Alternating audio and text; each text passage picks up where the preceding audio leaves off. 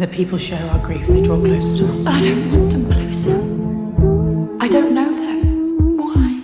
Put me in a movie. Put me in a movie.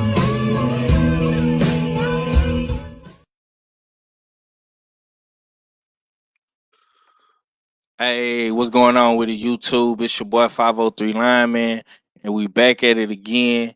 Usual suspect reports, man. We on Planet R fella with this one, and we are gonna be talking about that's right, House of the Dragon, season 2. You know what I'm saying? Episode 1 and 2. We were supposed to uh start last week, man, but we had a couple delays. But we here. I got my brother R fella with me, man. We've been wanting to do this for quite some time. We gonna have a lot more content about House of the Dragon, and we're gonna be breaking it down and busting down every aspect of the show. My brother R fella is very, very knowledgeable of this. You know what I'm saying? He's a Game of Thrones fan. I'm a Game of Thrones fan. House of the Dragon. Y'all already know, like we did plenty of episodes talking about power, BMF, and stuff like that. So, like I say, we definitely gonna be switching up the content on the channel. You know what I'm saying? But without further ado, man, what's going on with it, Art?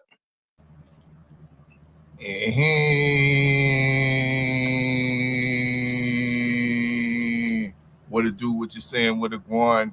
It's your favorite yet your most hated R fella, first of his name, the almighty unifier, you know, dig, the lord of the golden horseshoe, the master of drip of house, usual suspect in the building. Salute to my guy 503 Lion, Mr. Texas Drip in the building. You know, dig, hot D, House of the Dragon recaps, of course, you know what I mean, with the usual suspect perspective on it. You know what I mean? We got some of the suspects like Red and KG looking down on this shit. You know what I mean? Every time I bring it up on the Beltway, salute to Supreme Beast Boxing Talk. Make sure y'all subscribe. You know what I mean? Catch them on Mondays, Wednesdays, and Fridays in and around 8:20 p.m. Eastern time. But they don't like when I bring House of Dragons up. You know what I mean? They don't like when I talk dragon talk and whatnot. You know what I mean? So salute to you, you know what I mean, for opening up the platform so we can talk this dragon talk. Yeah, man. Salute to the chat. Salute to my brother California D, Quee, KG coming up in here being a hater. Talking about don't nobody watch that shit. Hey, bro, you that's cap. It's cap, man. House of the Dragon is one of the most top view shows out there, bro. You know what I'm saying? And it got one of the biggest budgets out there. And these are facts. And our fella can vouch on that. Uh appreciate you, California D. I'm gonna definitely bring you on the channel, bro. I'm gonna have to get you up in here, man. When we get back on boxing, I start talking about this Devin Haney shit. We're gonna have a conversation. Salute, Quee. I appreciate you for coming through, sis. You always support the recap on the shows. So you know what I'm saying. I know Quee be on it. So we gonna talk about we're gonna talk about House of the Dragon. So before we break down season 2, man, I just wanna give y'all a little backdrop from my perspective of House of the Dragon. Um, me and all fella been shooting shit about it for quite some time, man. So this is a spinoff show of Game of the Thrones. If you haven't watched Game of the Thrones, I don't know what rock you've been living under, man. But the Targaryens is like a very, very unique family in the Game of the Thrones. You know what I'm saying? You got the Starks, you got the Lannisters. You know what I'm saying? You got a bunch of different families. But you got House Balerion. You know what I'm saying? It's so many different families that's in the realm. But the Targaryens is like a very, very historic family that come from Old Valerian, the last family from Old Valerian, them and uh what's his name? All fella, the sea snake. What's their name? Valerian. Valerian. House Valerian. Valerian. Yeah, House Valerian. Right. So they the last two families of old Valerian. You know what I'm saying? So the special thing about the Targaryens, is that they get to ride dragons. And back in their heyday, you know what I'm saying, when they was, king of Westeros, you know what I'm saying? Um, you know, they rode around on these dragons, man, and they conquered, a lot of shit. So for me, I was always intrigued with you know, House Targaryen, you know what I'm saying? So salute to my brother Cadillac Red, man. Man, I'm telling you, man, y'all gotta start watching this House of the Dragon, man. I'm telling you, bro, you won't be disappointed, man. You can't, you know what I'm saying? Change your perspective, brothers. Change your perspective on some shit. I know we like watching Power and BMF and all that good stuff, man. But I'm telling you, man, House of the Dragon is where it's at, man. But for me, I always was intrigued with Game of Thrones when the Targaryen name came up. You know what I'm saying? When Denise, you know what I'm saying, she birthed her three dragons. You know what I'm saying, and she was a factor, bro. She was a factor in Game of Thrones with them dragons, man. She was unstoppable. You know what I'm saying? What's your take on the history of House Targaryen and how you feel about all that? Um,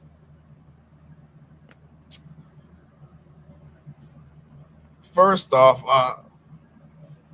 I like this show might be easier for the casual or those that aren't familiar with the whole Game of Thrones lore. It might be easier to come into because there's less families and there's less factions that you have to follow. Uh, House of Dragons, most of it, what we're going to be covering, it's only based in one continent in Westeros. It's only based in, and I think in two or three different locations. As you see on the screen, this location is up north at the wall. You know what I mean? But most of the drama and most of the dialogue and the drama ensues in King's Landing, cities like King's Landing, and of course the outposts in Dragonstone.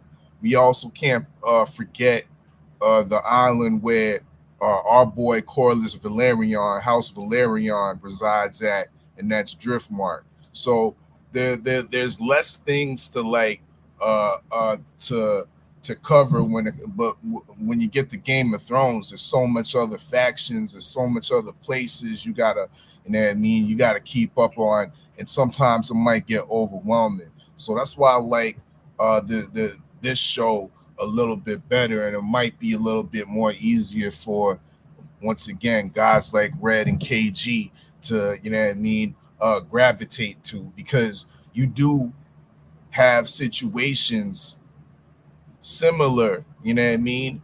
You talk about BMF and power. Well, there's situations like that that's displayed in an ancient way, you know what I mean, in the Game of Thrones and in the House of Dragons, you know what I mean? So I think when people get past the fact that um there's dragons on the screen, or there's dragons part of the plot, they need to understand that you need to look at a dragon as modern day, if our family house usual suspects, you know what I mean, the usual suspects six, we had three fighter jets.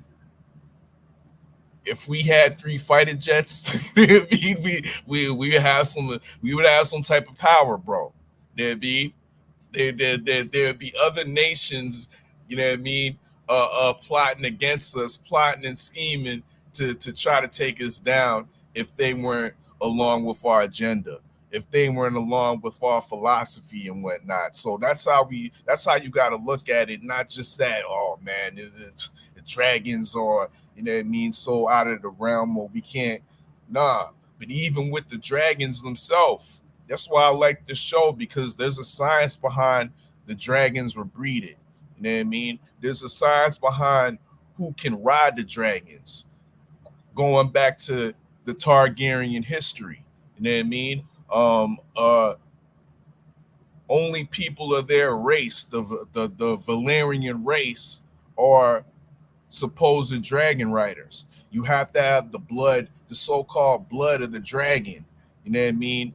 Uh, in order to ride the dragon.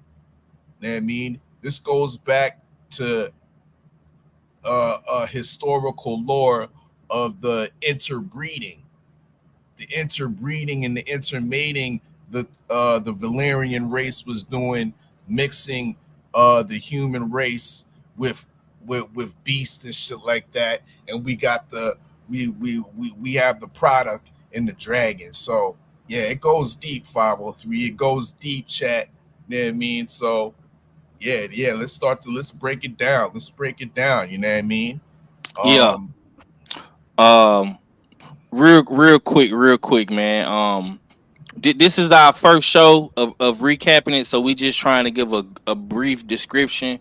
You know what I'm saying? But we definitely finna talk about it right here, right now, man. Okay, we didn't get a chance to talk about season one, so forgive us for that. But we gonna cover season two in depth.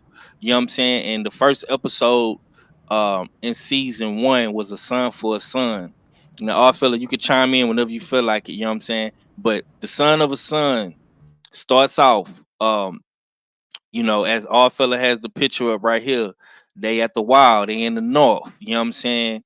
Rhaenyra, she sent both her sons out to to these different houses and stuff like that to make sure that you know they were still on her side. You know what I'm saying? She was supposed to be the queen after her father died. You know what I'm saying? She was the rightful, motherfucker to take the throne. And her son starts off in Winterfell or the Wild or the North, with House Stark. Her other son, he went south. Um, and it didn't end well for her other son Luke. You know what I'm saying? It didn't end well. Now, also, you know what I'm saying? Chime in, bro. Like, what's your take on the very first scene in House of the Dragon season two, Son for a Son, man? Indeed. So yeah, like you were saying, Team Green pretty much snatched the throne from her. Mm-hmm. The king has died. King Viserys has finally died from his suspicious disease that he was going through throughout season one. We'll speak on that on a latter date. But Princess Rhaenyra is the rightful owner of that throne. Mm-hmm. I mean, um, so in layman's terms, she sent her sons out to call for the homies, call for the homies Yeah. that are loyal. You know what I mean? So she sent, so like you said, she sent one son out to the north, House Stark, and House Stark always been loyal to the Targaryens. And then she sent the other son over there to House Baratheon down in the south in the Stormlands and shit. Mm-hmm. Uh, that I think that was a mistake. 503. Right. I mean, being how young that son is, how you could say inexperienced he is with the dragon, flying the dragon and whatnot. You might want to, you might would have wanted to give the young son a little escort or something. You know what I mean? Or let him fly with Baylor or something. You know what I mean? Like a couple of them, it might have worked out.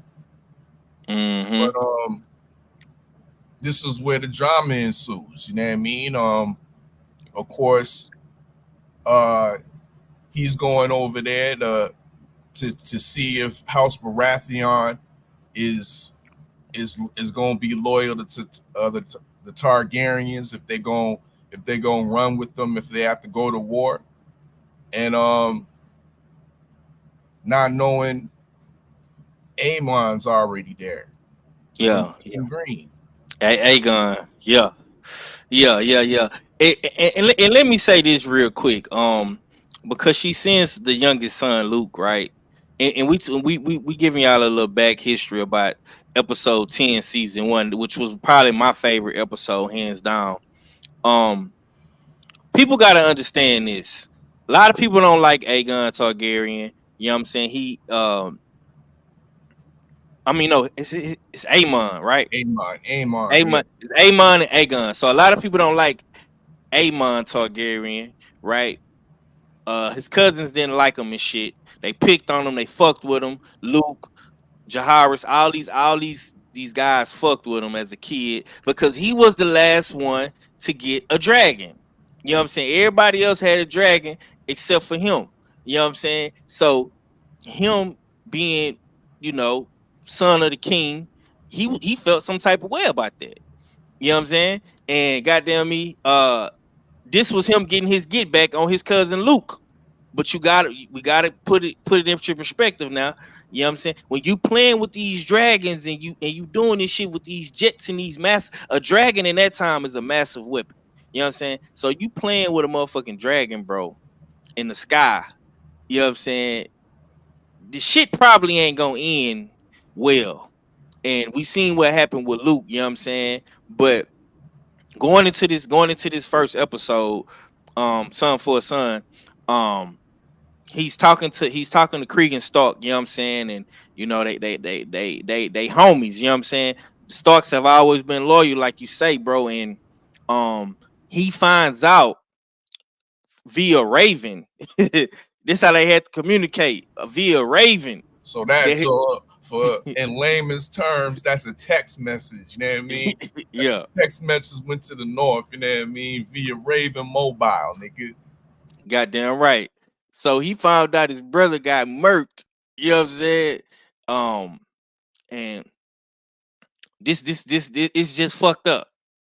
You know what I'm saying? Because this is her first set of sons. Now you know Rhaenyra got kids from Damien now, but um, she took this shit very very personal because she sent motherfucking Luke to Stormland. You know what I'm saying? And once again, you know, for people that don't know, you know what I'm saying, Aemon has Vagar, which is the biggest dragon. And he claimed this dragon in Driftmark, you know what I'm saying, from Damon's his second wife that passed away. Um, so I mean, man, bro, it's a fucked up situation, man. So everybody is mad, everybody is grieving, and you see right here, Damon is ready to go to war. This is my favorite character on House of the Dragon, Damon Targaryen. You know what I'm saying? He ready, man. You know what I'm saying? He ready for the smoke, man. You know what I'm saying? He telling her like, look, bruh, we gotta go and kill this motherfucking dragon that just killed my stepson. Like, you know what I'm saying? I mean, how you feeling about all this shit when you seen this scene, bruh? Well, just to double back real quick, I have to put some blame on Luke, little Luke, um, and some blame on House Baratheon too, because the Lord Baratheon should have held motherfucking Aemon until the boy was clear. You know what I mean? But he didn't do that. he let Amon follow after little boy Luke, and they up in the skies. Now, it was Luke that provoked the shit. Luke and his dragon, you know what I mean, burned Amon and his dragon Vagar. And Vagar wasn't having it. Nah, we ain't playing that shit. You know what I mean? So next thing you know, Vagar get over top where Luke and his dragon can't see, and it was all she wrote. Vagar too strong for that. Bye bye Luke. And Amon really didn't even want it. He didn't even want to do it like that. He was just trying to stun on a little nigga. You know what I mean, get his blood boiling a little bit. And that shit got out of hand. And now we go back to Dragonstone, where Rhaenyra is probably like a couple weeks removed from mourning. She's been kind of reserved from speaking to anybody. She finally has went to the spot where her baby Luke and the dragon was killed and whatnot. So she collects some of his stuff, and now she back at Dragonstone, and Daemon's right here, like you said, he ready to go.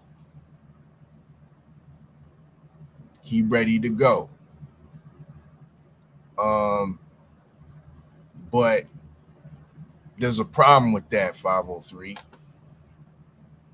because I don't know about you, but I think his plan was mighty weak.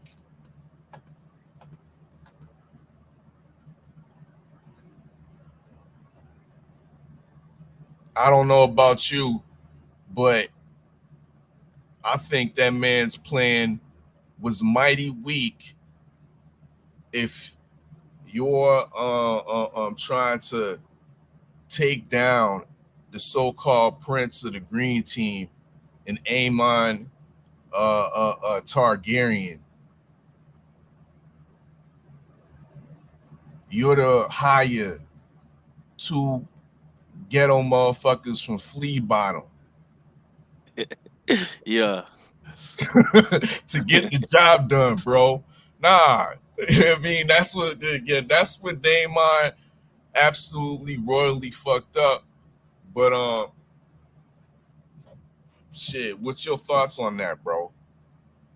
I mean, he was right here with Princess Rhaenys, you know what I'm saying? He trying to get her to go back out on her dragon. And he take Caraxes and goddamn we're gonna go kill Vago. We're gonna double team this big motherfucker. You know what I'm saying? We're finna jump him. She was like, hell nah, man. I just got back, man. My dragon needs to relax and eat and all that shit. No. Fuck out of here. You know what I'm saying? It's basically what she told him. So, like we say in boxing, motherfucking me, you gotta have an adjustment. Have an adjustment, a plan A, B, C, D, E, all of the above. You gotta have a game plan, bro. And when his first game plan didn't work, he went to his second game plan, which was I'm gonna use some of my old homies. Cause people got to understand Damon is that nigga on the show. Everybody fear Damon Targaryen. Let's just keep it a stat. You know what I'm saying? Everybody fear this dude, bro. He fearless. He one of the best warriors, probably next to Christian Cole. That's the only dude that ever beat him in a battle. You know what I'm saying? But they was jousting. So motherfucking Damon was a gold cloak. You know what I'm saying? He was on the Night's Watch. You know what I'm saying? He got a lot of clout in King's Landing. even with Aegon holding the throne, which rightfully should have been his if we just keeping it a stack. You know what I'm saying? So he don't like these motherfuckers from where it say go. Salute to my brother G5 and D Free and all my brothers coming through. Salute. Um so he went and found his old partner that used to be in the gold cloaks with him on the Night's Watch. Um motherfucking Blood, right? That's his name, right? Yep, Blood. No, was it the Night's Watch or was it something else? It wasn't the Night's No, Watch. no, no, not the Night's Watch. It was Fucking Gold Cloaks. Gold Cloak. I keep saying Night's Watch, but The Gold Cloak City Watch. So yeah, they City didn't put Watch. it of the police. Right. So yeah, he was a part of the Gold Cloak City Watch. I'm thinking about the Wild, but yeah, the Gold Cloak City Watch. You know what I'm saying? So he had a lot of clout in King's Landing. Like he took, like he one of them type guys. He gonna make sure all his guys, you know what I'm saying, they getting them a little money, they having them a good time. You know what I'm saying? Damon was that nigga, bro. He wasn't nothing like Viserys. You know what I'm saying? And that's why Viserys feared him being king, because he would have definitely ruled with an iron fist. You know what I'm saying?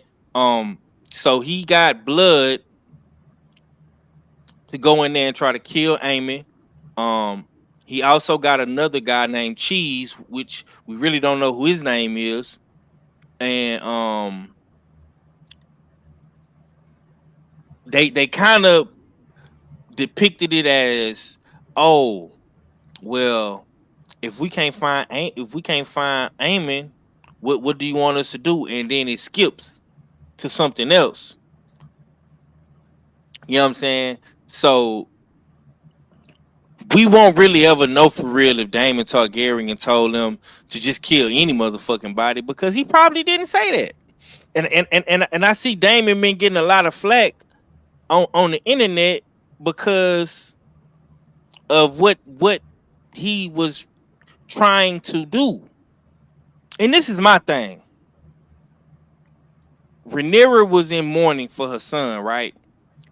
Daemon trying to get some get back. You know what I'm saying? He trying to get some get back. Y'all mad at this man for trying to get some get back, bro. We seen Aemon Targaryen literally take Luke out with one strike. You know what I'm saying? One strike, bro. The man, he literally bit Luke off the dragon, bit the dragon, and motherfucking somehow, some way, nigga, they end up in Driftmark. And y'all mad at motherfucking Daemon Targaryen for trying to get some get back, bro. Appreciate you, G5. He say Blood and Cheese the names. He said kill Aemon. Yeah. Well, I mean, how you feel about all this shit, man? Cause I see Daemon getting a lot of flack right now on the internet for this shit. Deservedly. I'm trying to look through these pics to see. I'm trying to get the Blood and Cheese pic. And I mean, I just had it, but that was a horrible choice, bro. Mm-hmm. Like I said, if you're going after Prince Aemon Targaryen, who was potentially at the time the heir to the throne for Team Green, he was more suitable for the throne more so than his brother Aegon. Mm-hmm. I mean, but if you're gonna come at him inside the Red Keep in King's Landing, highly militarized security, the King's Guard, City Watch, and you gonna hire once again. Yeah, true. Blood was from the Gold Cloaks, from the City Watch and whatnot, and Cheese was a rat catcher, nigga. Yeah, but the good thing about that, though, both of them motherfuckers are flea bottom niggas, bro. But the good thing about dumb ass niggas, your boy Blood got cut from the Gold Cloaks because he beat up a whore. Right, right, Beat right. up, You beat up whore to death. you so right. And your boy Cheese, yeah, he kind of funny. You know what I mean? And not funny in a good way, because he seemed like he liked the kids, bro. Mm-hmm. Some flea bottom bum ass niggas who Damon hired. You know what I mean? Look at that little itty. That's what I was saying on the Beltway, bro. Look at that itty bitty bag that Damon showed up with when he tried to get when he first came to Blood. When he first Mm-hmm. came to Blood, and he came in with that little itty bitty bag of gold coins, nigga. That made me look at Damon like, damn, dog. Like, what's really good over there in Dragonstone, bro? Where the money at, dog? You hiring these niggas, bro? In the land of Westeros, in the lore of Game of Thrones, the baddest assassins are the faceless men of Bravos. If you want to kill a man nice and neatly with nobody knowing, you hire the faceless men. Mm. You mean to tell me Damon don't know about that shit? Salute to Yana Stark. Facts. Yeah, you right. You So right. yo, he fucked up, and you get what you pay for. You get what Mm-hmm. you pay for. They went in there somehow, some way. Now there's speculation about that, how the shit was so lax, how they got how they was able to nestle their way in so easily into the chambers and whatnot. But this is what I'm about to say though, bro. Because Cheese is a rat catcher, right? Cheese is a rat catcher, so he bees all through the Red Keep, right? Working and killing the rats. And if you remember in the first episode, Son for a Son, right? Helena, she she's a dream. She's a visionary. She's a dream catcher. Yep. She sees visions and shit in her head like Viserys used to see. Um, and Aegon the First, right? So she sees these dreams, but she just see visions of it. She don't really know what they are, and she just said something about rats. You know what I'm saying? And when she said that, I was like, what the fuck is she talking about, rats? Lo and behold, your man's Daemon Targaryen throw the little coins out for the motherfucking for the boys to go back in there and do some extermination. But they wasn't hunting for rats, nigga. They was hunting for Targaryens. Huh? Yeah, but like I said, 503, that little itty bitty bag wasn't enough for Blood, because once he got up in there, what was he doing? He was stealing the coins and shit, stealing anything you could get. You don't hire men like that, bro. You don't hire men like that. They they took forever to cut the little boy's head off. Forever. But we gotta highlight this too, Art, and we gonna push through it. When they was making their way through the Red Keep, who did they stumble across? The motherfuck. The what? The maid. No, her too. But they stumbled across Aegon. And what was he doing? He was with the man them. He was with the man them sitting on the motherfucking Iron Throne like this. Huh? Drinking and popping shit, talking shit. You feel me? You let these niggas scoop on right by you.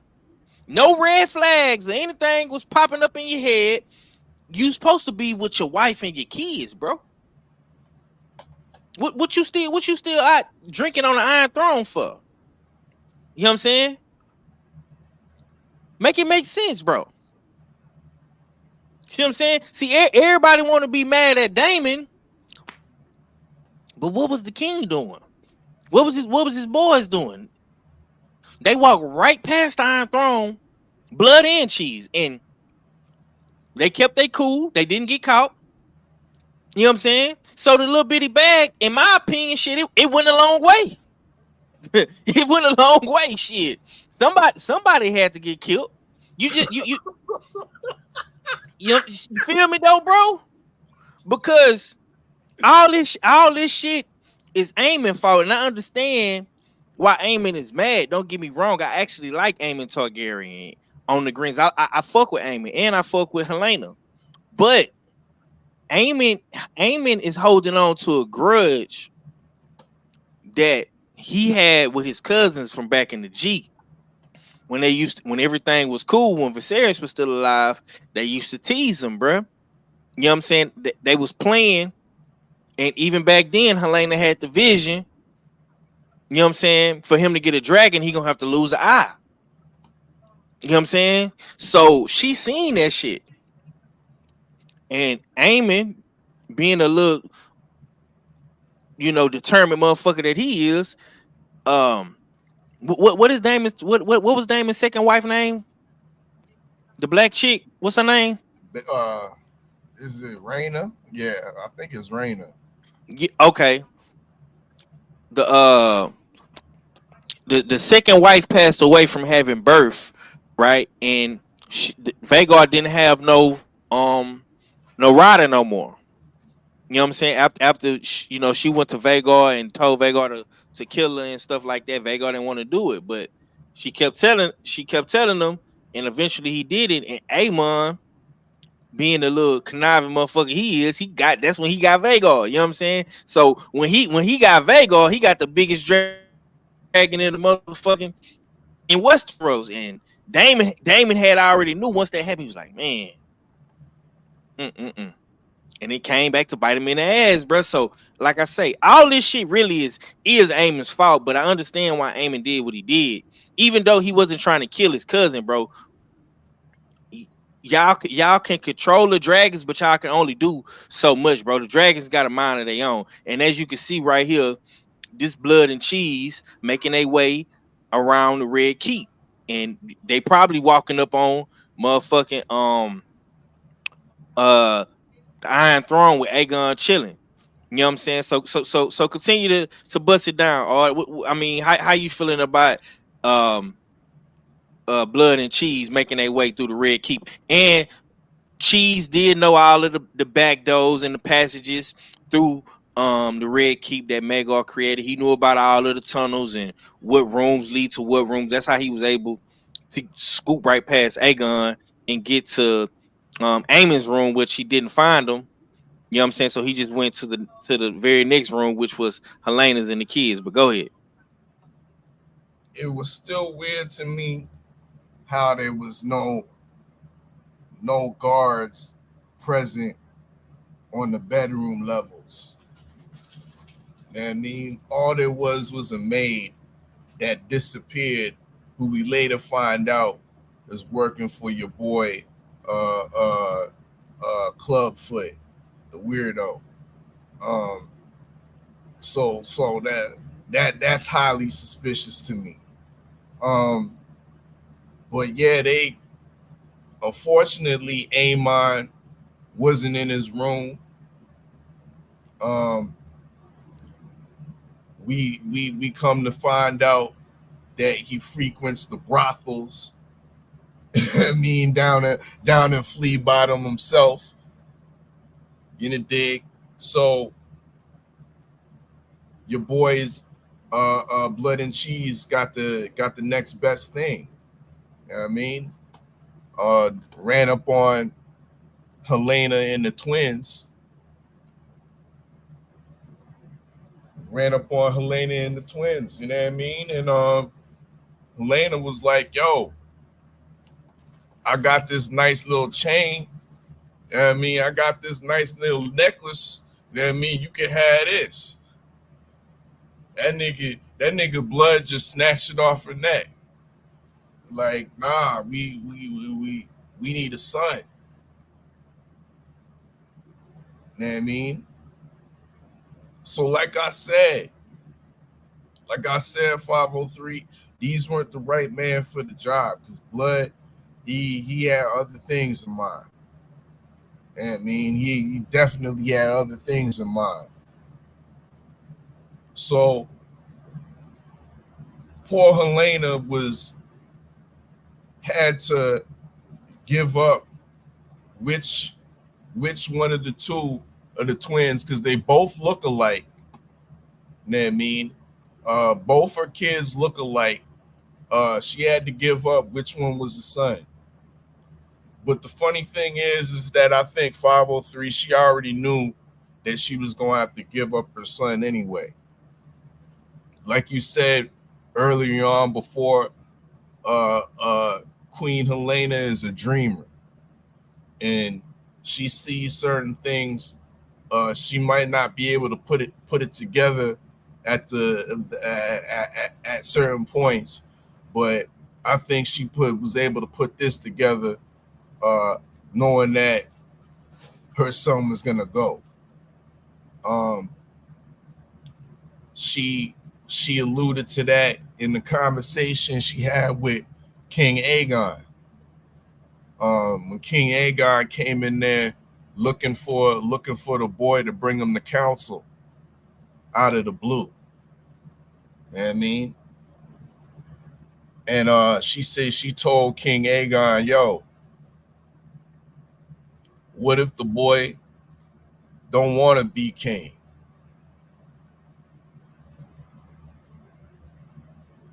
That was foreshadowing right there. That Prince or King Aegon's heir to the throne ain't gonna make it.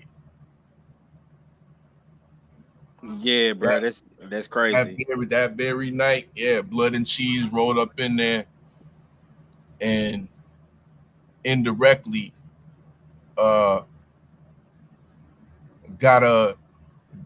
in hindsight, they did get a huge piece of Team Green because that was King Aegon's heir. He was parading his son. He brought him to council.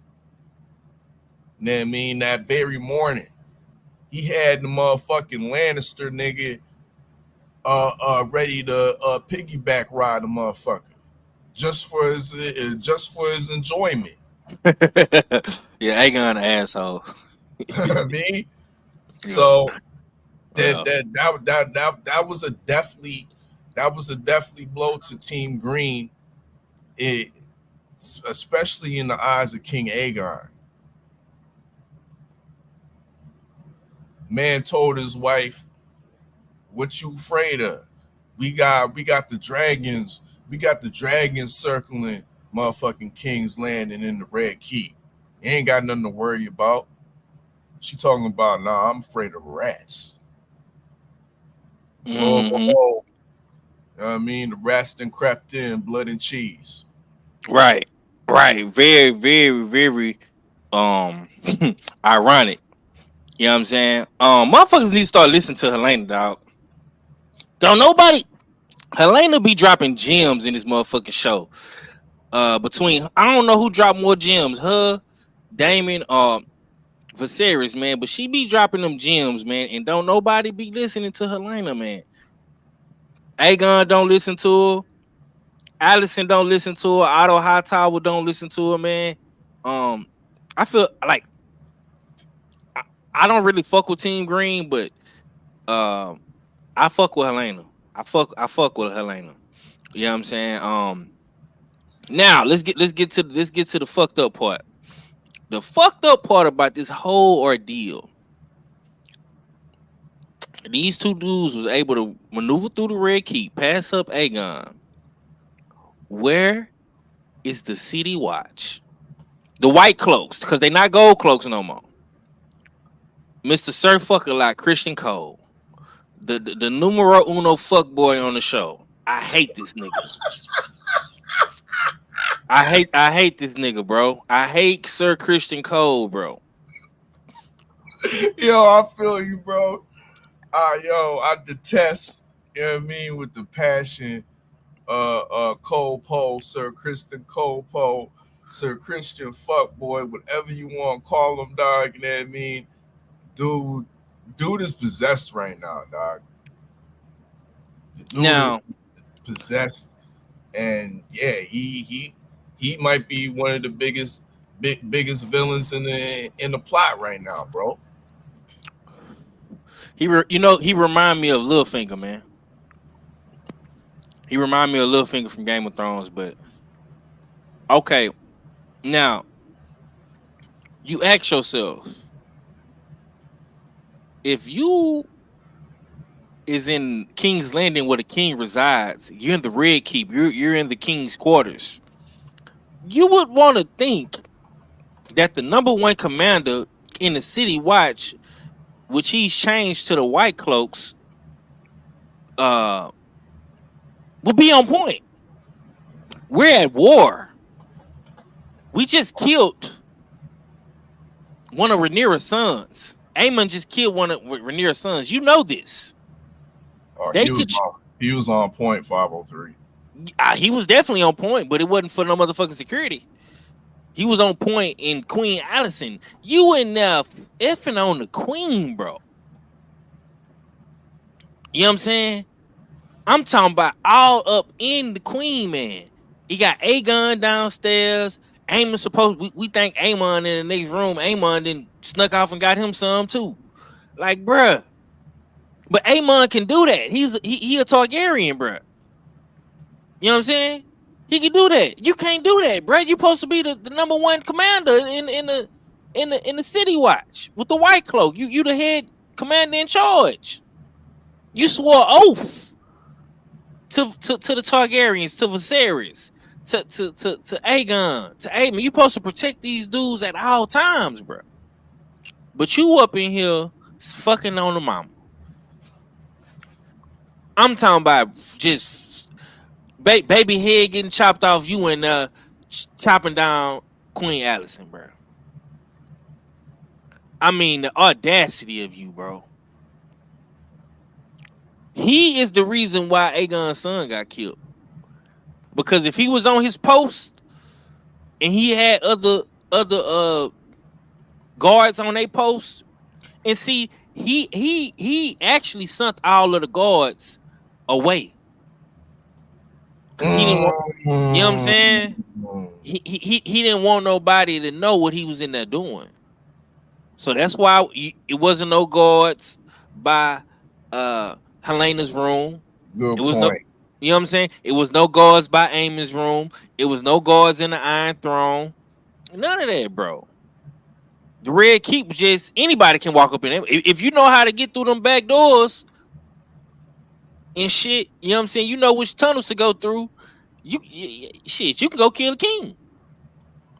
Like you lucky he didn't, you know what I'm saying? Damon didn't really drop a bag and go get one of the faceless men to pull a hit off. Because if Damon would have not been so cheap, he could have killed Aegon. He could have killed Christian Cole. He could have killed Helena. He could have killed, bro. They could have took out the whole team green in one episode. If we just being technical, but go ahead, bro. Nah, that's a fact. You know what I mean? That's a fact. With Christian Cole in there, tearing down the queen or the former queen, whatever you want to call her, the queen regent, Allison. Now, I ain't really hating on Allison. You know what I mean? Because she had to put in her duty for years. You know what I mean? Had to lay up under a decrepit man like of Viserys. You know what I mean? All leaking pus and whatnot. And she did her duty. Had like 3-4 kids bombed. You know what I mean? She didn't ask to do that. I mean, that wasn't a marriage or a position she wanted to be in by choice. My guy, Sir Otto Hightower, you know what I mean, did some old Westerosi pimping of his own daughter. You know what I mean, we got to be real with that. You know what I mean? So I ain't hating on know what Allison's doing at the same time. She she comes across as uh one of those fake religious. She hiding behind the faith of the seven. You know what I mean? Mm. She hiding behind the faith of the seven. You know what I mean? But well, once it's Monday, yeah, Christian Cole can get it. You know what I Yeah, mean? man. Okay, so today, man, she would be equivalent to the pastor's wife fucking on the deacon. You know what I'm saying? Or fucking on one of the ushers or the dude that played the drums or the bass guitar in church. That's what she is. Mm-hmm. You know what I'm saying? The pastor then passed away, the deacon then filled in, and you just out here, fornicating with everybody, man. You know what I'm saying? It's like, come on, man. Really? Your grandson it just got his head chopped off, and you doing this, man. It's sad. I feel bad for Helena. I feel bad for Helena throughout this whole entire series, man, because she she she don't get enough credit, bro. She dropped so many gems, and I'm the more we watch this show and break this show down every week, bro. I'm a show Helena some love, man. Um, but we gonna keep it pushing, man. What was your biggest highlight in the show, Son for a Son? What's some of the things you liked about it? What's some of the things you didn't like about it? Did the long wait of over a year plus for House of the Dragon season 2, man? Did they disappoint? You know what I'm saying? How did you feel about the opening episode of House of the Dragon season 2? Um, it was straight. You know what I mean? Like I said, I wasn't feeling Damon's plan uh utilizing blood and cheese. But that's part of the books. I mean, so it, the, the my criticisms might be different than others that have read the books that said that the blood and cheese situation was more graphic and slightly different. You know what I mean? In circumstance, but um, my criticism of the plot, once again, Damon should have hired some trail assassins if he wanted to get the job done properly. You know what I mean? And but other than that, I would say the highlight got to be the blood and cheese getting through there. You know what I mean? And uh doing something unfathomable and hearing the noise as they're doing it. Um got to be one of the scenes that stick out in memory to me, because that season 2, I mean that episode 2 is vivid in my mind too right now too. But in episode 1, I would say, yeah, that was uh, a huge standout, a highlight of the show. But what was yours? For me, bruh, it was when Rhaenyra was on the beach. Um, and she found yeah, this right here, when she found Luke's his jacket, or his his belongings, and she found a piece of his dragon's wing. It was very very heart touching, heartfelt. A lot of people are saying that might win an Emmy. I think this show is definitely gonna get nominated for something. Um, it's a lot of great acting, and I think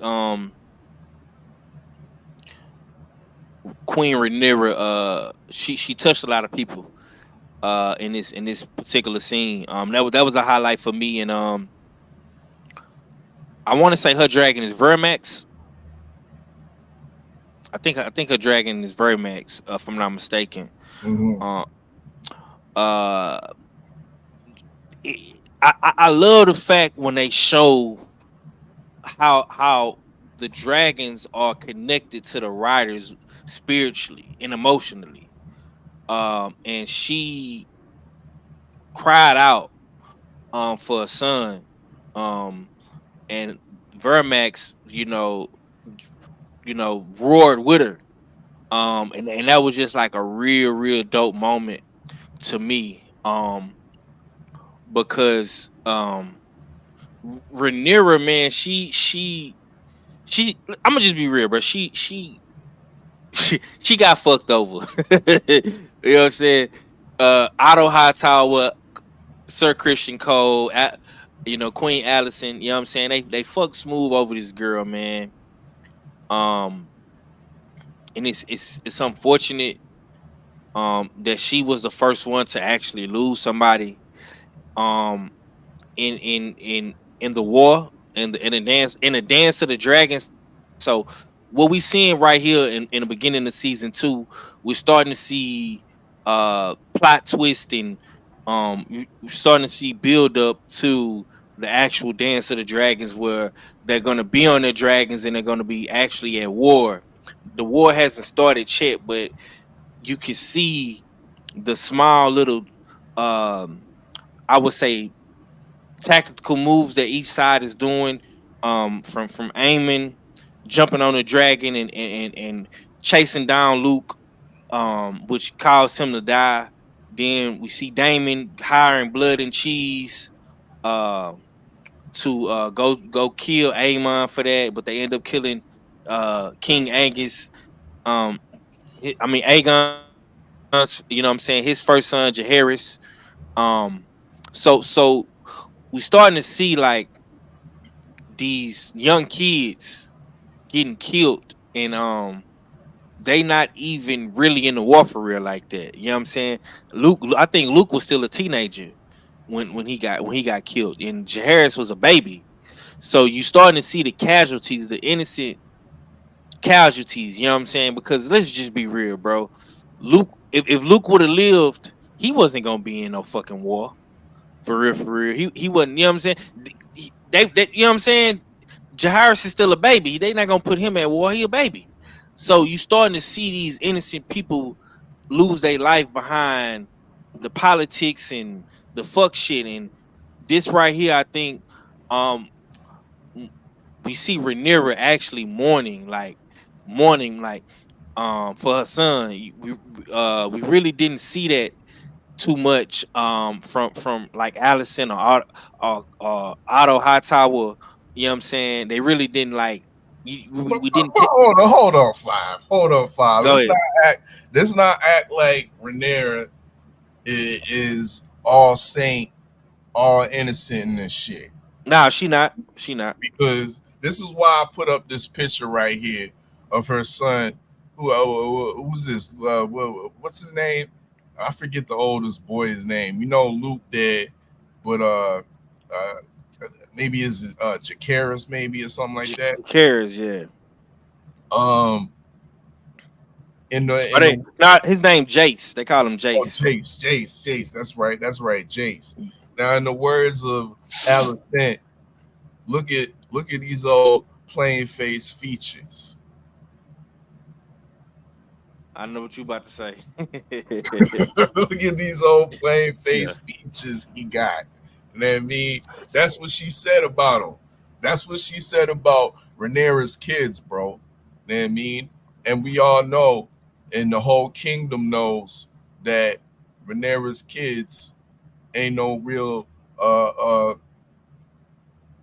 Valerian or no, you know what I mean, full blooded Valerian. Right.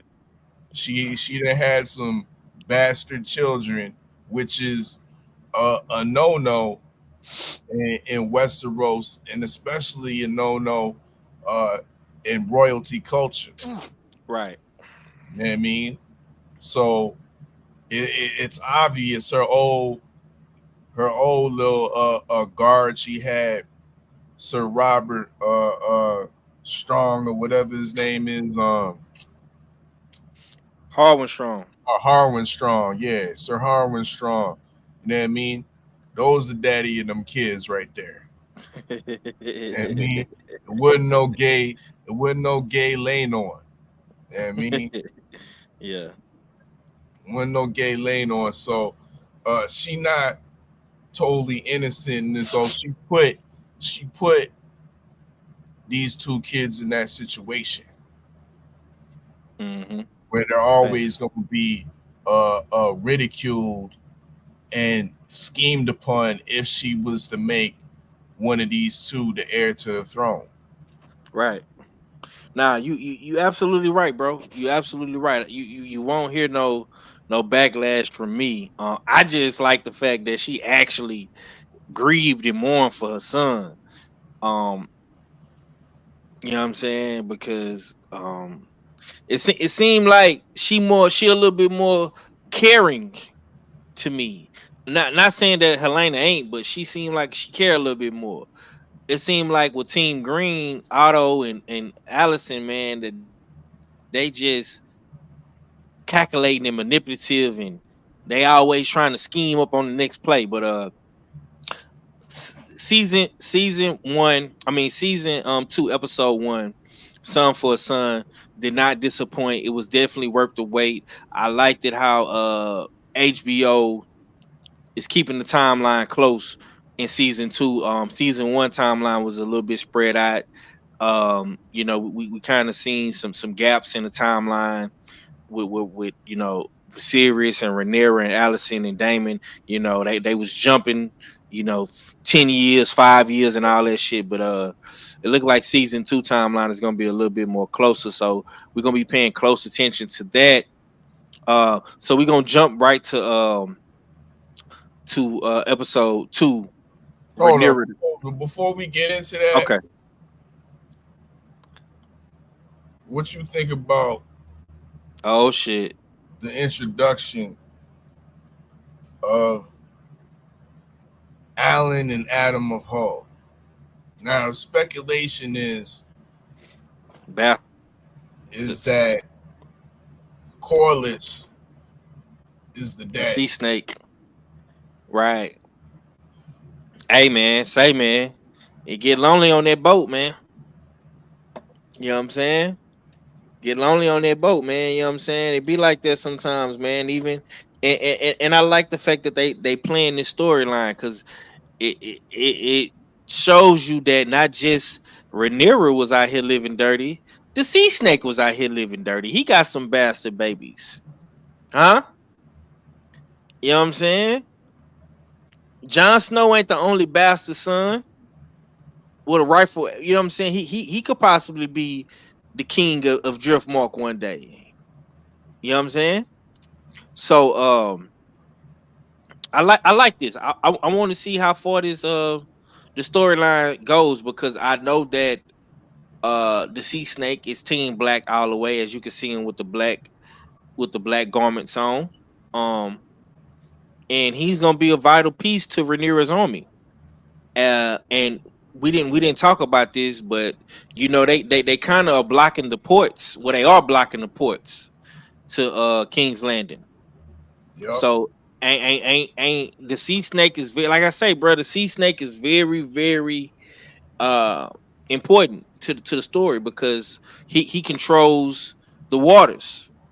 You know what I'm saying? And back in this time, man, um, they did everything by boat. People travel by boats everywhere, and he is captain of the seas. You know what I'm saying? So I like the fact that he got his own storyline, and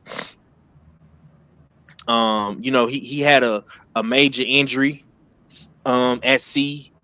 He was rescued by his son. I want to say Alan rescued him, and brought him back to Driftmark, where he had to heal up, and his brother was trying to take the throne from him. Um, so I like that the Sea Snake has another storyline. This is very, very important. Because his grandchildren, they are dragon riders too. They have over Laron, so they gonna be very, very important to the war, to the story. I like it. I like it. And when Princess Rhaenys finds out, oh boy, That's oh why that, I don't know. I don't know, dog. Like I, yeah. I'm still skeptical. I don't think these are his kids, bro. Okay. I don't think these are his kids because I mean it's a possibility, but it's also a possibility that it was his brother's kids. We can't forget Vaymon. You remember Vaymon, the one that got his head clean chopped off by Daemon in the courts? Yeah. Yeah, that's Corliss's brother. Those could be Right. his kids. You know what I mean? So I ain't gonna put that on Corliss just yet. You know what I mean? He was like looking kind of awkward and shit, like, looking him up and down like, yeah, you could be mine, or he could be looking at him like, yeah, you could be in the family. Hmm. I wouldn't, like I said, I wouldn't put it past neither one of them. But we're gonna see what happened, bro. We're gonna see what happened.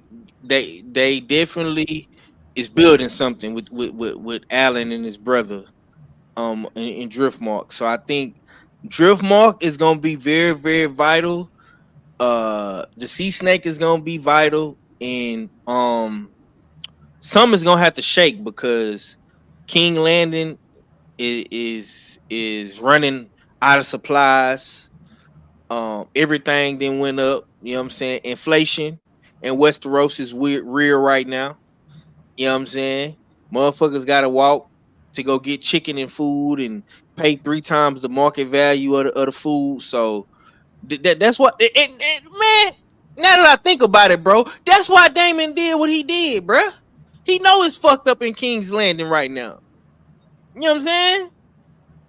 He threw them that little bag, man, and shit. He knew they was gonna jump on it because niggas fucked up out there. It is Like fucked up. I mean, you know what I'm saying? You it's gotta think fucked about up. that, bro. Bread, It's fucked bread, up out bread there. is like fucking $15 a loaf, nigga. And be Yeah. It's fucked up in King's Landing, man.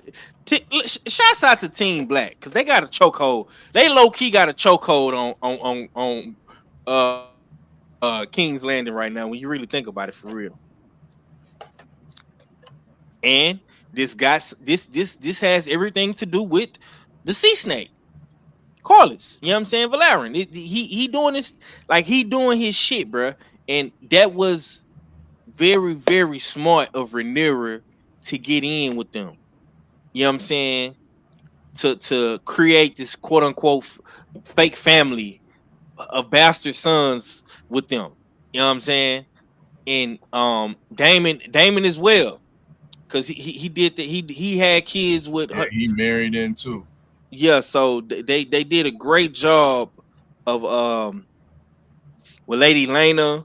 Um Valerian, she's not here. Lena or Valerian, he's not here no more. They got killed off in the first season, but you know, I want to see more from Baylor. I seen Baylor, you know what I'm saying? In the second episode, we're gonna talk about Baylor. And she actually got one of the most coldest dragons too. I like her dragon. Um uh so salute to them. You know what I'm saying? Salute to Team Black, man. You know I'm Team Black all day, every day. Yeah, but we can move on to the second episode, man. Rhaenyra the Cruel, man. Um so now I'm gonna take this down while you pull them while you pull the other pictures up.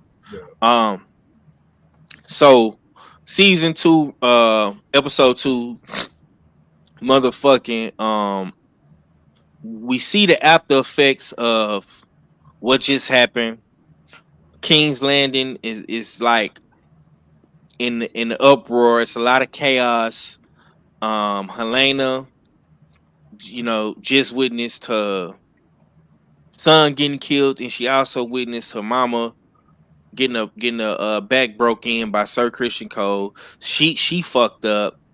Aegon is um pissed off.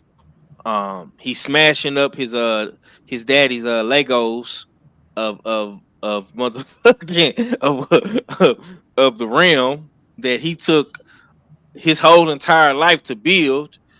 You know what I'm saying? He's smashing that motherfucker up. It's just a lot going on in this second episode, and now we really finna see the true intentions of each side. I think episode 2 was a little bit more revealing of the true intentions that Rhaenyra Team Black and that Aegon Team Green has in store, because nobody saw this coming, right? This was like a in boxing. This would be like a equivalent of a punch that you didn't see coming and possibly knock you down. So everybody is affected by this, especially Helena. Like I say, Aegon is fucked up about this, and we see what Aegon did later on in the episode to kind of make a statement. So we come to find out that the baby was murdered. They find out the baby was murdered. And how did you feel about the opening of the second episode, Rhaenyra the Crew, man? How did you feel about it? Was you fucking with it?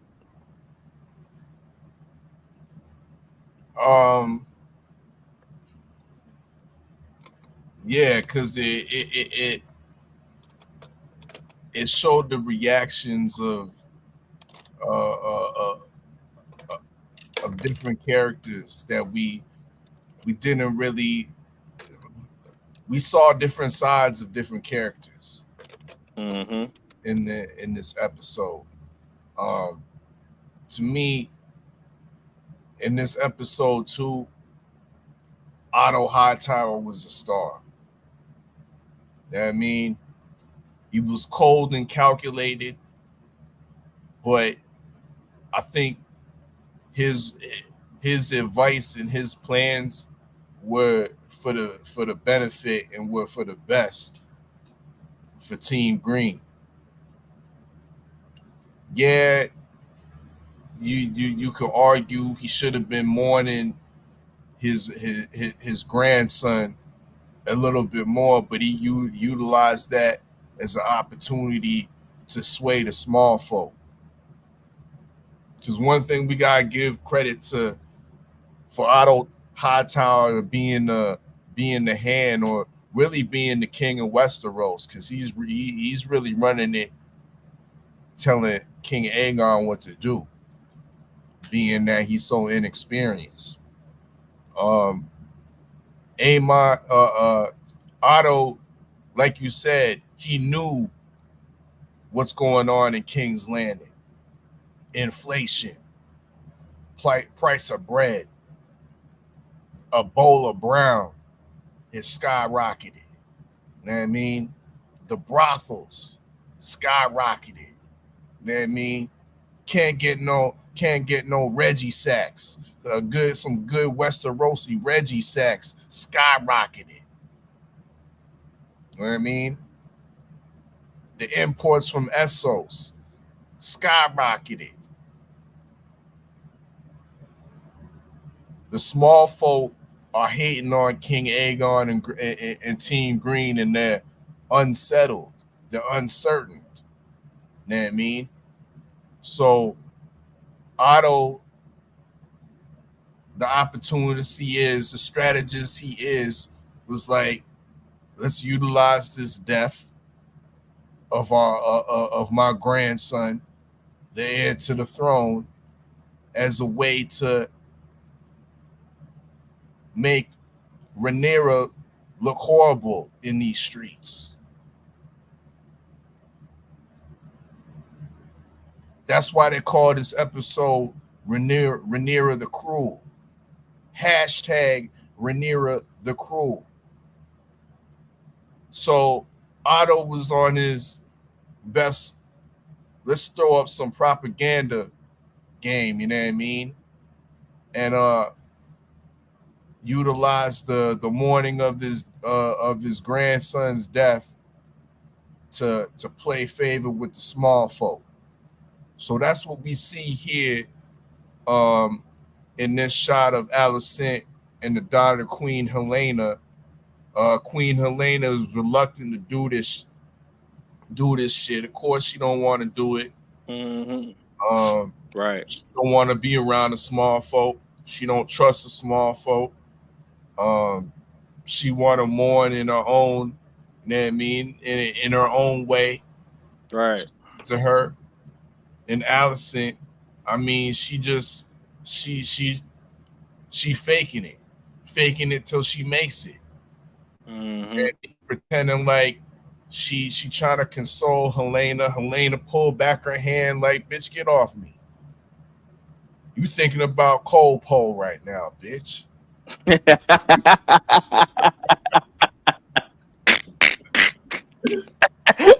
Oh my god, dog. Oh my god. It's crazy. You're absolutely right, bro. So yeah, Otto was a star of this episode too, with the strategy and this first move to utilize this death as a ploy to swing over the small folk in King's Landing that are going through some serious turbulent time, which all relates back to Valerion, House Valerion, having those boats holding up all the shipments going up into King's Landing. You know what I mean? So yeah, that's what all this about. And keep in mind, Helena is probably the most special next to Amy. I think she's one of the most special uh characters on the green side, because even in this scene she was kind of having a panic attack, like you know what I'm saying, even though they didn't know what the fuck was going on. She was having like anxiety real bad. You know what I'm saying? When the cart stopped, and you know what I'm saying, she didn't really want to do this shit, man. This, like you say, bro, Otto Hightower is a motherfucking is a old school mad cold pimp, and he pimping his daughter, now he pimping his granddaughter. Mm-hmm. You know what I'm saying? To try to play on the small folk, to keep Team Green in the motherfucking in the kingdom. Goddamn. Smart play from the old man. You know what I'm saying? He definitely was a good right hand to have. You feel me? Pause, if you whatever you want to call it. But yeah, man, this right here was a very smart move. Now, um, while all this was happening, motherfucking blood didn't got caught. Mm. blood got caught the fastest. Now the real rat, Cheese, he didn't escape, and Larry Strong somehow, some way didn't caught this dude within a matter of hours after this shit happened. I don't know what the fuck network he got in King's Landing, but he got a badass motherfucking network, bro. Cause how the fuck Do he know who did this shit? And once again, Sir Fuckboy Christian Cole don't know this, but he's the commander of the City Watch. How is you letting a handicap retarded motherfucker do your job? You know what I'm saying? That's what stuck out to me, bro. I'm not gonna. I'm like, well, damn. How the fuck did Larry Strong find this motherfucker before Christian Cole did? Because the master of whisperers got so many motherfuckers on the payroll, including the maid that I was talking about that disappeared when Blood and Cheese was on the bedroom level. Yeah, bro. This Well, this, this one of the things we saw in episode one that we didn't talk about was the confrontation when we first figured out when they first let us know that Sir Cole Poe, Sir Fuckboy was getting it in with Allison. right, They right. also revealed that this motherfucker Laris knew about it. Cause he was like, I was coming over to check you and shit to talk about things, but I heard you was indisposed. Yeah. He sure did say that. Definitely throwing some shade toward Allison. And also, nigga, the nigga Aegon is pissed the fuck off. Now, once again, you mad, you questioning everybody, but nigga, where is the accountability for you, nigga? Cause you and salute to motherfucking you not lying, bro. I hate to get this nigga credit, but this nigga Otto Hightower, he checked the shit out of Aegon. He was like, "Where was you at?" You know what I'm saying? Oh, I was at the Iron Throne drinking. Fuck nigga, man. You know what I'm saying? Then Aegon, he asks Christian Cole, "What was you?" It's just like a whole lot of uh finger pointing. They playing the blame game around that motherfucker. Oh, I feel like, what you? What you? What you? Yep. You know what I'm saying? And it's just, you know, a whole lot of lying going on, bro. And I think Christian Cole is so much of a fuck boy that he have to keep his lie going. He feel bad. You know what I'm saying? And this is why I say they really not grieving like how Rhaenyra was grieving when Luke died, bruh. They taking their anger out and grief out in different ways. You know what I'm saying? The only one that actually got some get back was Aegon. Cause he got to single-handedly kill Blood thanks to Larry Strong, but bruh, Christian Cole just a fuck nigga, dog. I'm sorry. I couldn't really see nobody beating Otto Hightower being the fuck boy, but nigga, Christian Cole got this nigga beat this episode, bro. I'm livid, bro. Go ahead, man. Go ahead, go ahead. You got it, bro. What you want to speak on about this shit? Oh, I mean, yeah, Christian Cole is growing exponentially into the largest fuckboy in the history of Westeros. You know what I mean?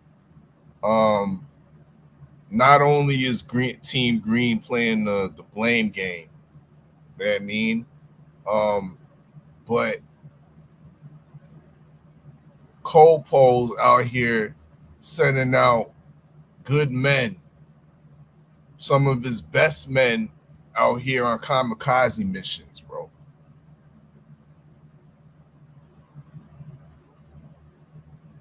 In the in the under the veil of keeping his lie going. See, Christian didn't like when Sir Arik uh, challenged him. You know what I mean? Because he went over there picking with him. Sir Arik was minding his business, bro, eating his food before he get back on his shift and shit. And this old bitch ass Christian Cole come over there talking about, nigga, you need to change your cloak. Look at it all dirty and shit. We the gold cloaks. That white that white sheet gotta be pure. Go change that shit. Quick time, nigga. I was like, all right, cool. I mean, I'm gonna go with it. Go and so he got up, you know what I mean, got up from the table and start walking away, proceeding to change his cloak. And just his body, yeah, he walking down the hall, Cole call him over again, talking about where was you when young Jacarius got his head cut off? Where was you? And he's like, yo, I was in there with the king. I was watching the king, making sure he was good. And King Aegon was good. He was there with the Goonies and whatnot. Right. Them motherfucking blood and cheese could have tried something up in there with the king, but they couldn't do nothing. Mm-hmm. It wouldn't have worked out, bro. So, Nah. Sir Arik, I mean, Was doing his job. He was doing his job. Yeah. Where was you, Christian?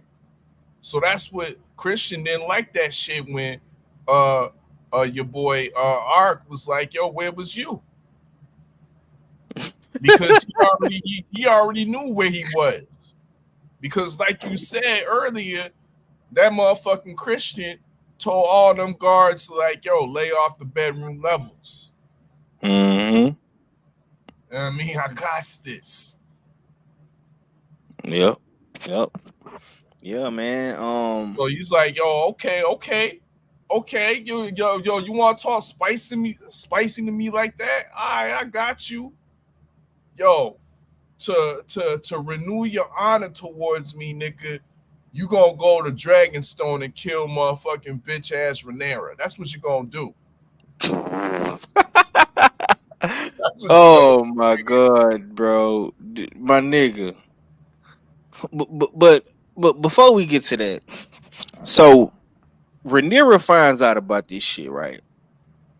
And like I said, bro, Rhaenyra has not made one move yet in the war. She didn't even, because you got to remember, these are her brothers that she at war with, right? So she haven't even thought to do anything to them, bro.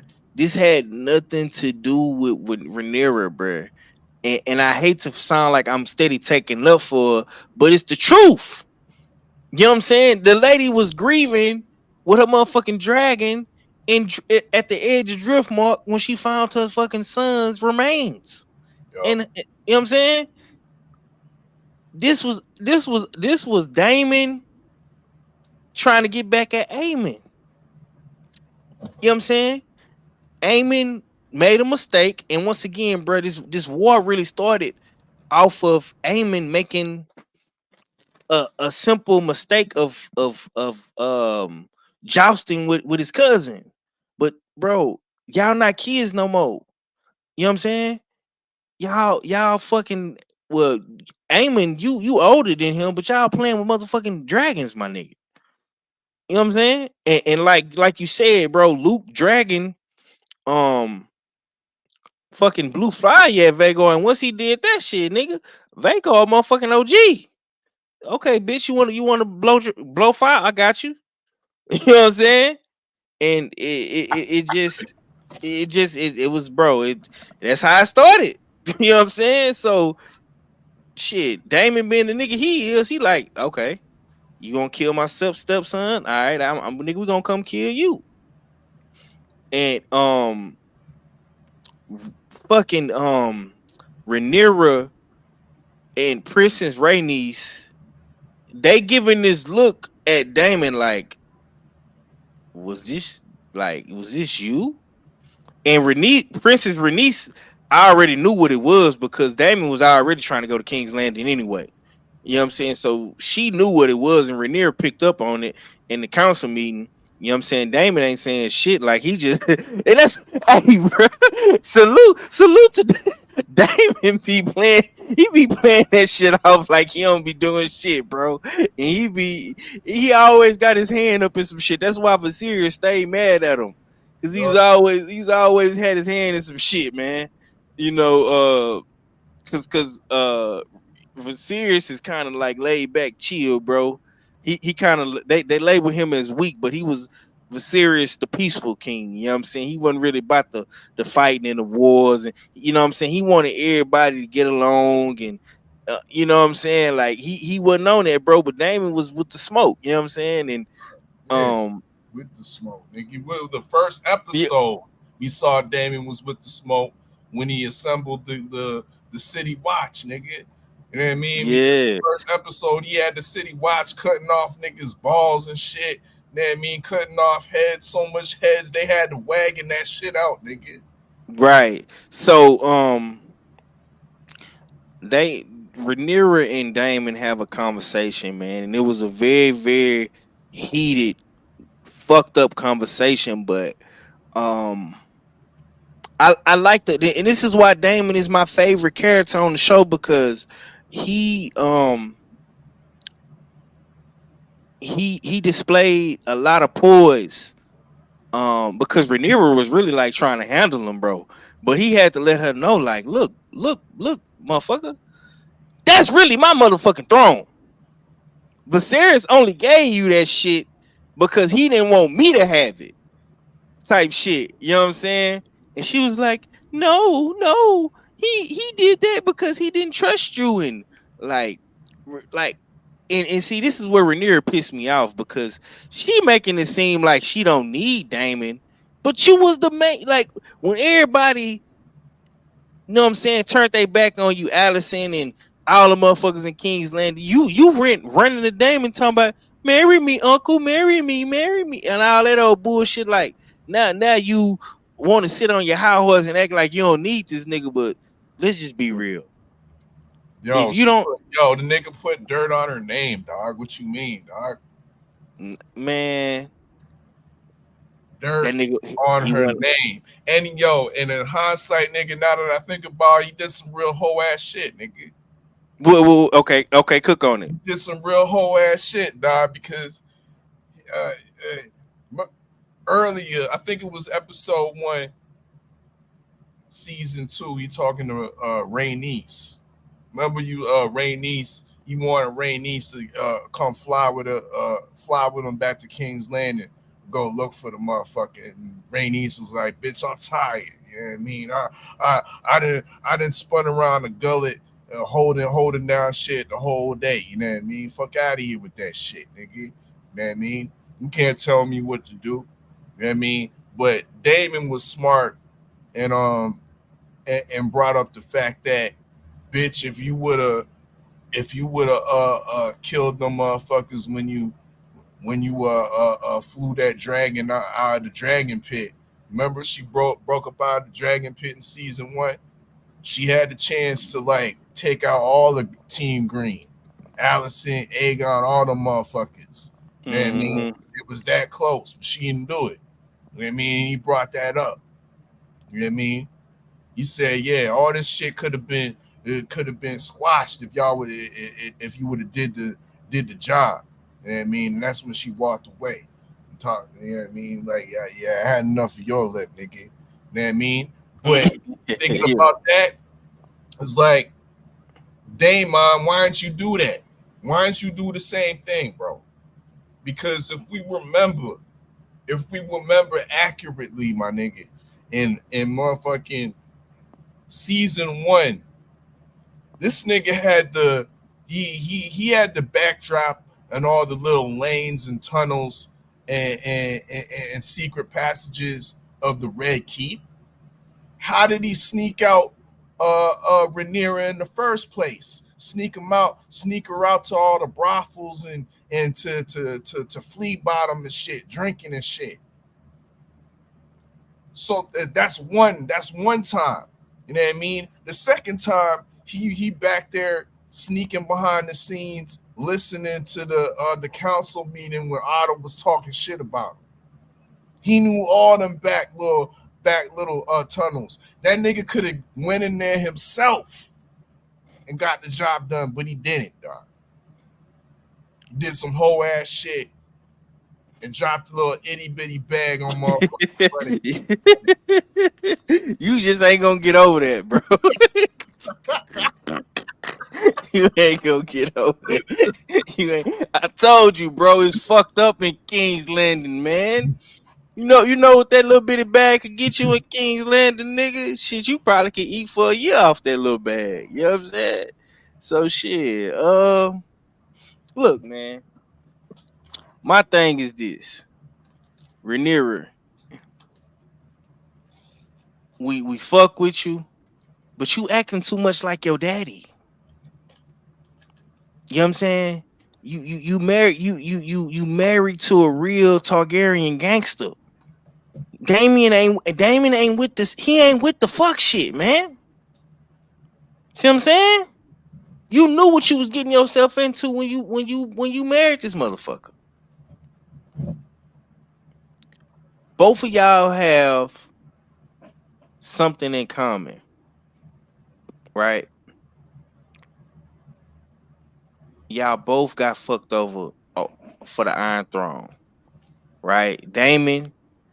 Rightfully Damon was supposed to take the Iron Throne after his brother passed away, but he made Rhaenyra his heir, and Otto and Allison and Sir Fuckboy, they fucked Rhaenyra out of the motherfucking Iron Throne, right?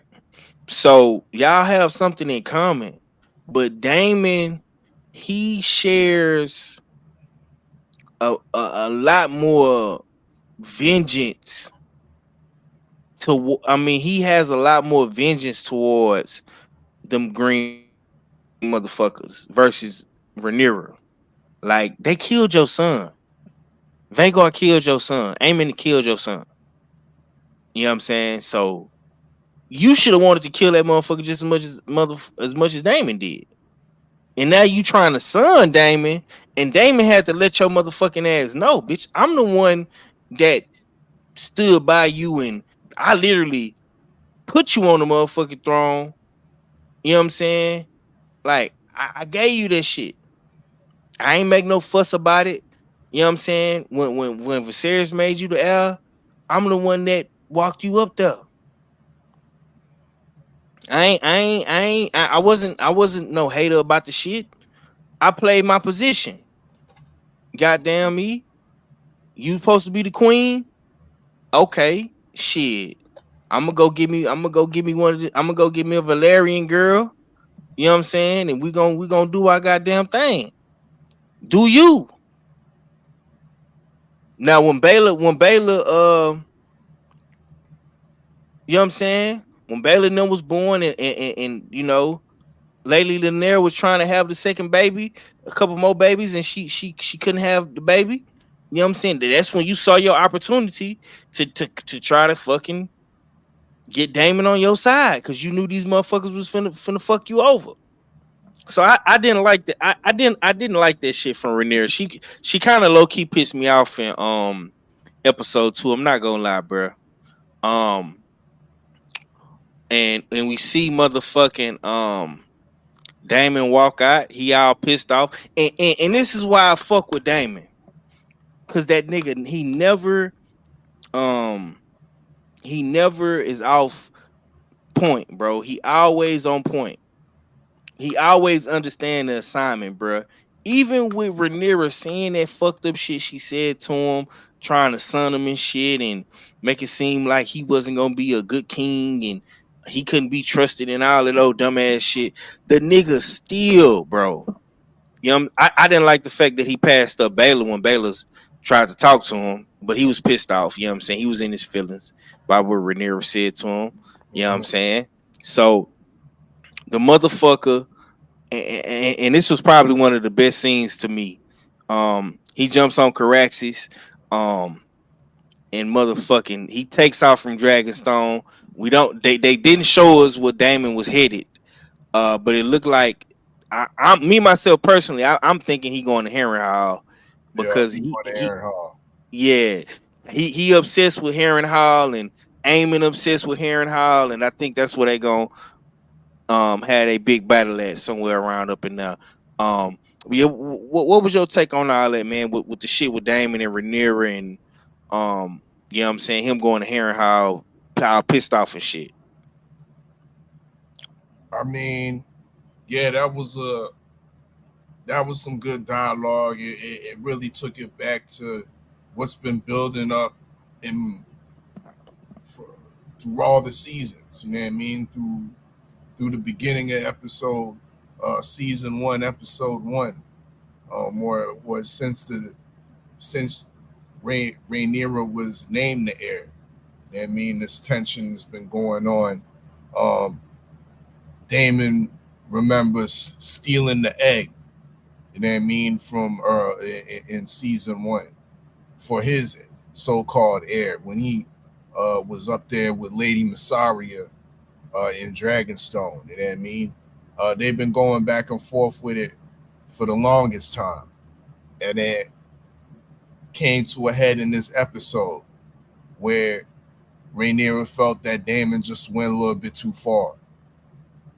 You got the streets, you know what I mean, all over Westeros saying hashtag Rhaenyra the Cruel, because once again, Daemon jumped the gun, and instead of doing what he's supposed to be doing as the de facto number one, the lead hand, supposed to be consulting all strategies with your council.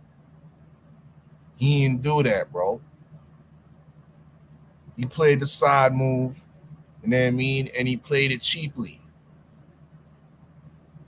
And that was the ultimate blow for Rhaenyra, because this was always underlying to her. She couldn't really never really trust Damon all the way through. So she out here thinking, yo, this nigga trying to fuck up my reign. Throw dirt on my name. With blood and cheese on in the name of Queen Rhaenyra. That's not a Rhaenyra type move to be hiring these bottom feeders from Fleet Bottom. I mean, so I can understand her position on that shit. You know what I mean? And why she gonna cut. I wouldn't say so much of it was a low blow, but it was a body punch to Damon. You know what I mean? Definitely. You know what I mean? And the body punch that was deserved it, because nobody really he don't really Damon don't listen to nobody really. You know what I mean? But his close family can kind of get to him, man. Rhaenyra showed that she can get to Damon a little bit. But as you said, Damon still is team black. You know what I mean? Don't think that just because he left the room and he, you know what I mean, got up on his dragon and whatnot and is heading off, that he's going off rogue and doing his own thing. Nah, he from what I think, he going to Aaron Hall to set up take over Aaron Hall and set up the whole strategy, and I guess secure the middle parts of Westeros, which are important. You know what I mean? You got the middle parts, and of course, the North is in support of the Targaryens, team Black. So yeah, smart move for my guy Damon going up to Aaron Hall. Um, yeah. So for me, man, I want to see what the Harrenhal story consists of. They very obsessed with that. Um, so moving on though, like I want to say we find out what Aemon Targaryen was at in this episode. He was at the whorehouse. He was at the brothel with his favorite whore.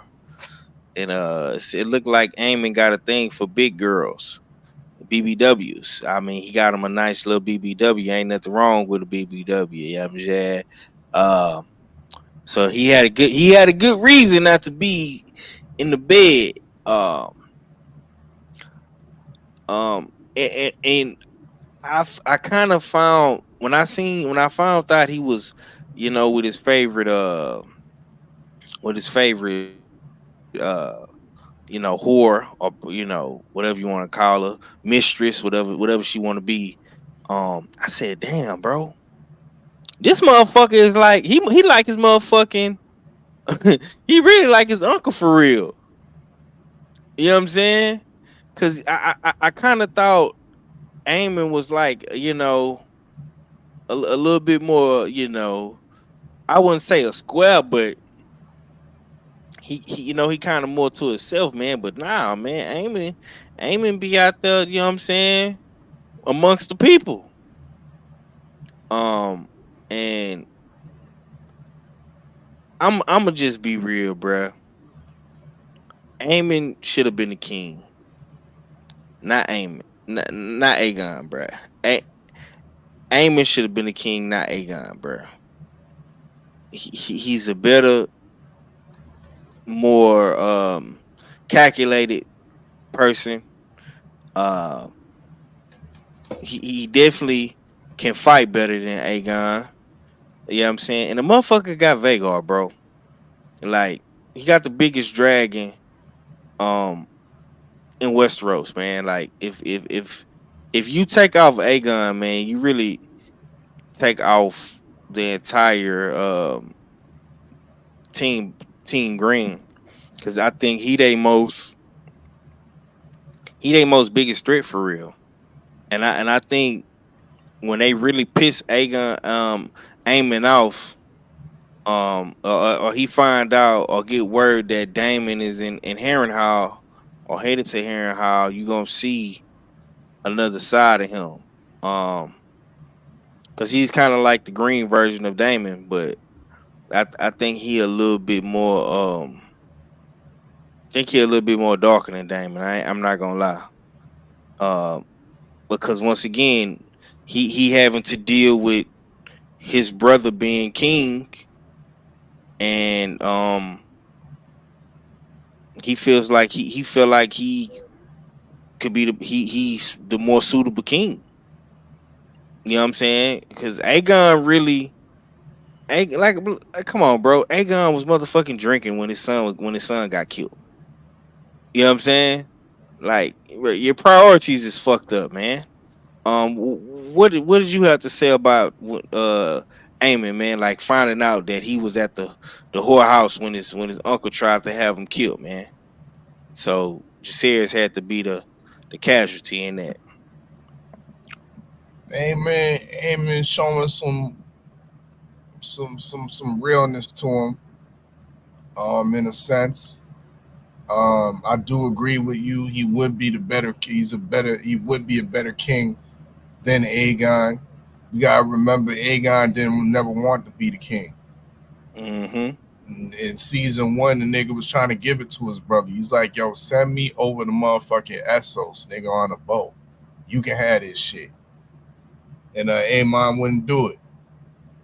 You know what I mean, Aemon wouldn't do it. So, but he would be the better choice, the better king.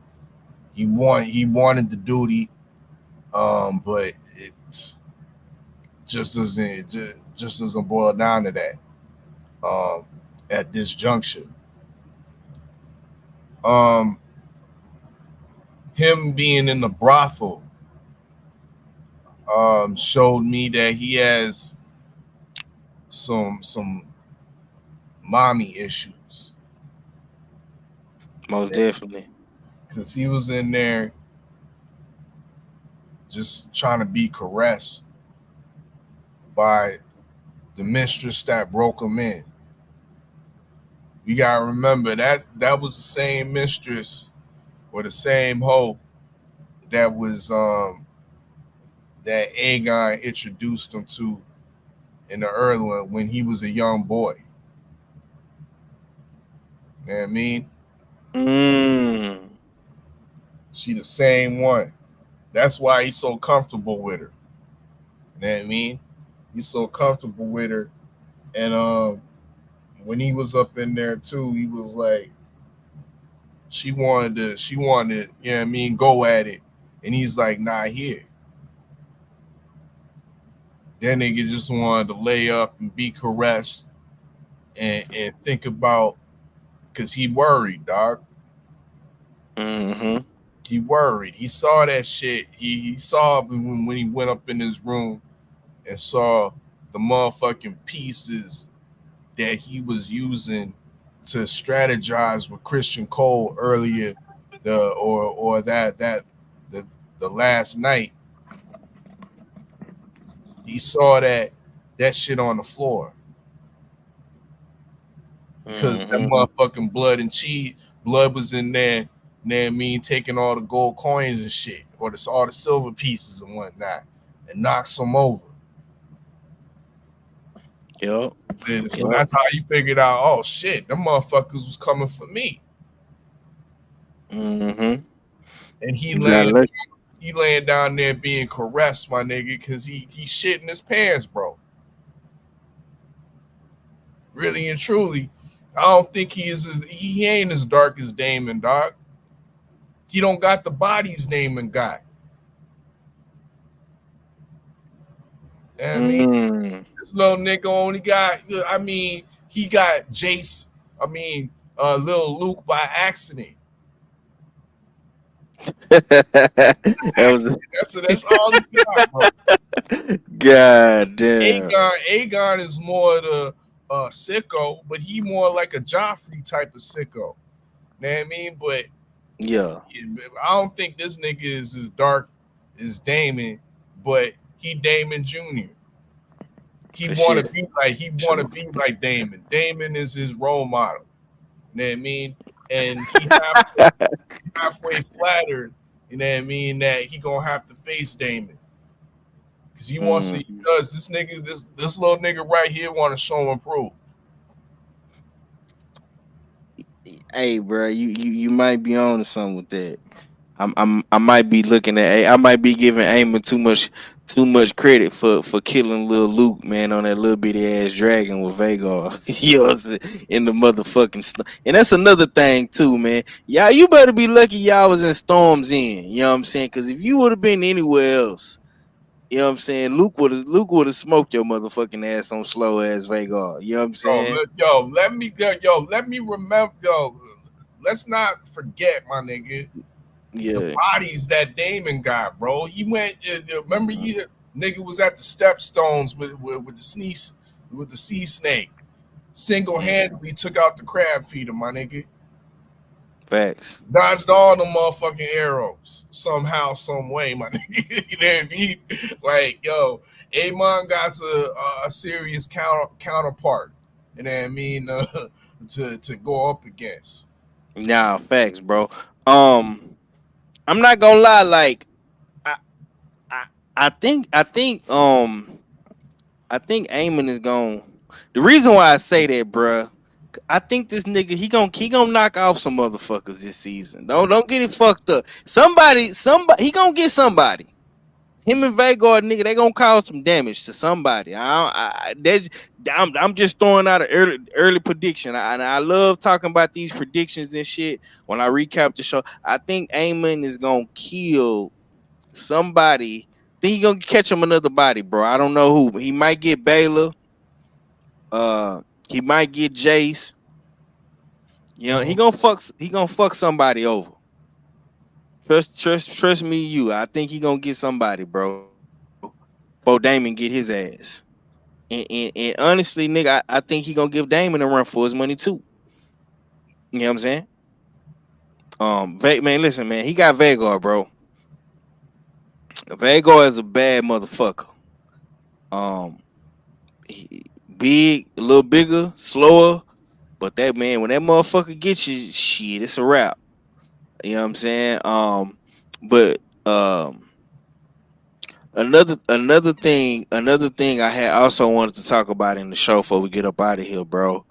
Um, we did see, even though Rhaenyra pissed me off, uh, you seen her with Masera, and this was one of the key parts of the show too. Um, with Rhaenyra, and this is sometimes the peaceful, nice shit can pay off for you in the end because she did let um and I think Masera was the white worm in King's Landing. She Yep. she she she freed um Masera because she was being held hostage at Dragonstone. They took Masera from King's Landing. Sir Larry Strong had her house burnt down and tried to kill her. So she fled to Dragonstone with Damon and Rhaenyra and all of her people. So she's trying to get her life back and whatnot. And salute to Rhaenyra for that. Salute to her for that. I think Masera is. I think somehow, some way, she's still gonna play a factor with Team Black. I think she's gonna be a good ally for them because she just like Larry Strong. Um, she had a major network in Westeros and King's Landing. Um, and you know what I'm saying, that was Damon, and I think Rhaenyra don't want her around like that for real, because her and Damon had a thing going on back in the Gap. Uh, you know what I'm saying, in the way she treating Damon, you know what I'm saying, he might want to reunite that old flame. So it was smart for her to get her the fuck up out of there. Um, but in midst of all that, like you were saying earlier with Sir Fuckboy sending uh, Erock to Dragonstone and try to kill Rhaenyra, he just gonna walk up and like, my nigga. now I understand.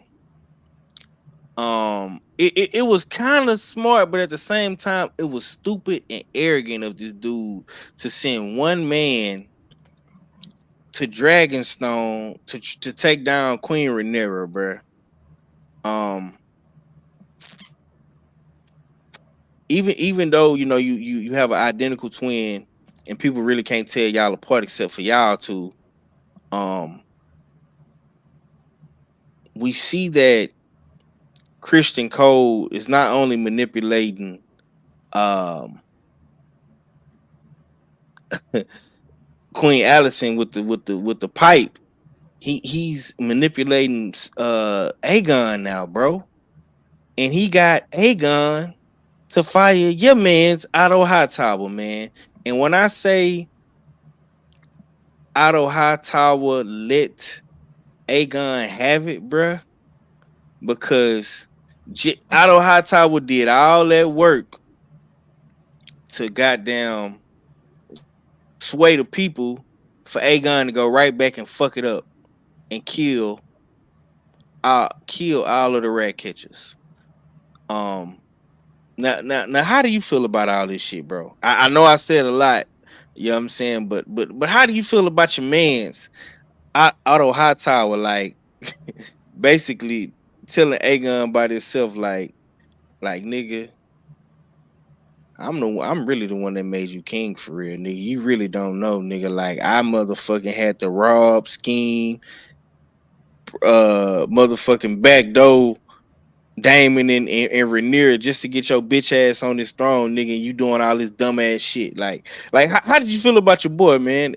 Otto Hightower winning this shit with him and Aegon and Christian Cole and they fucking diabolical plan to go kill Rhaenyra at Dragonstone with one person.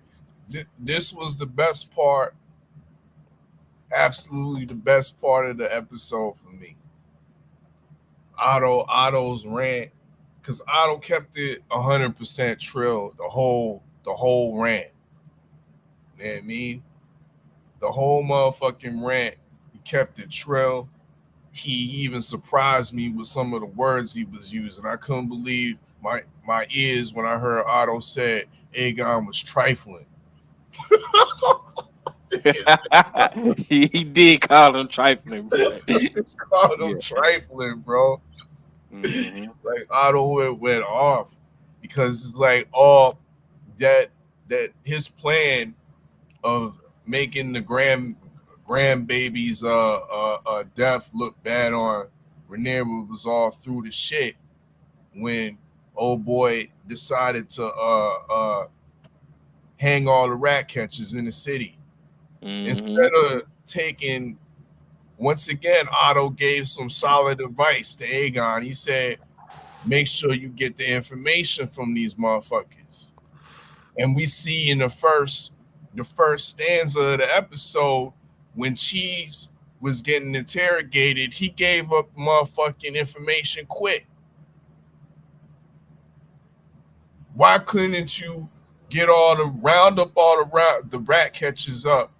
You know what I mean? And then bring motherfucking Blood out for him to point out who Cheese was. Nah. Mm-hmm. He didn't take Grandpappy Otto's solid advice. He just went in there and bashed motherfucking Blood up and killed him.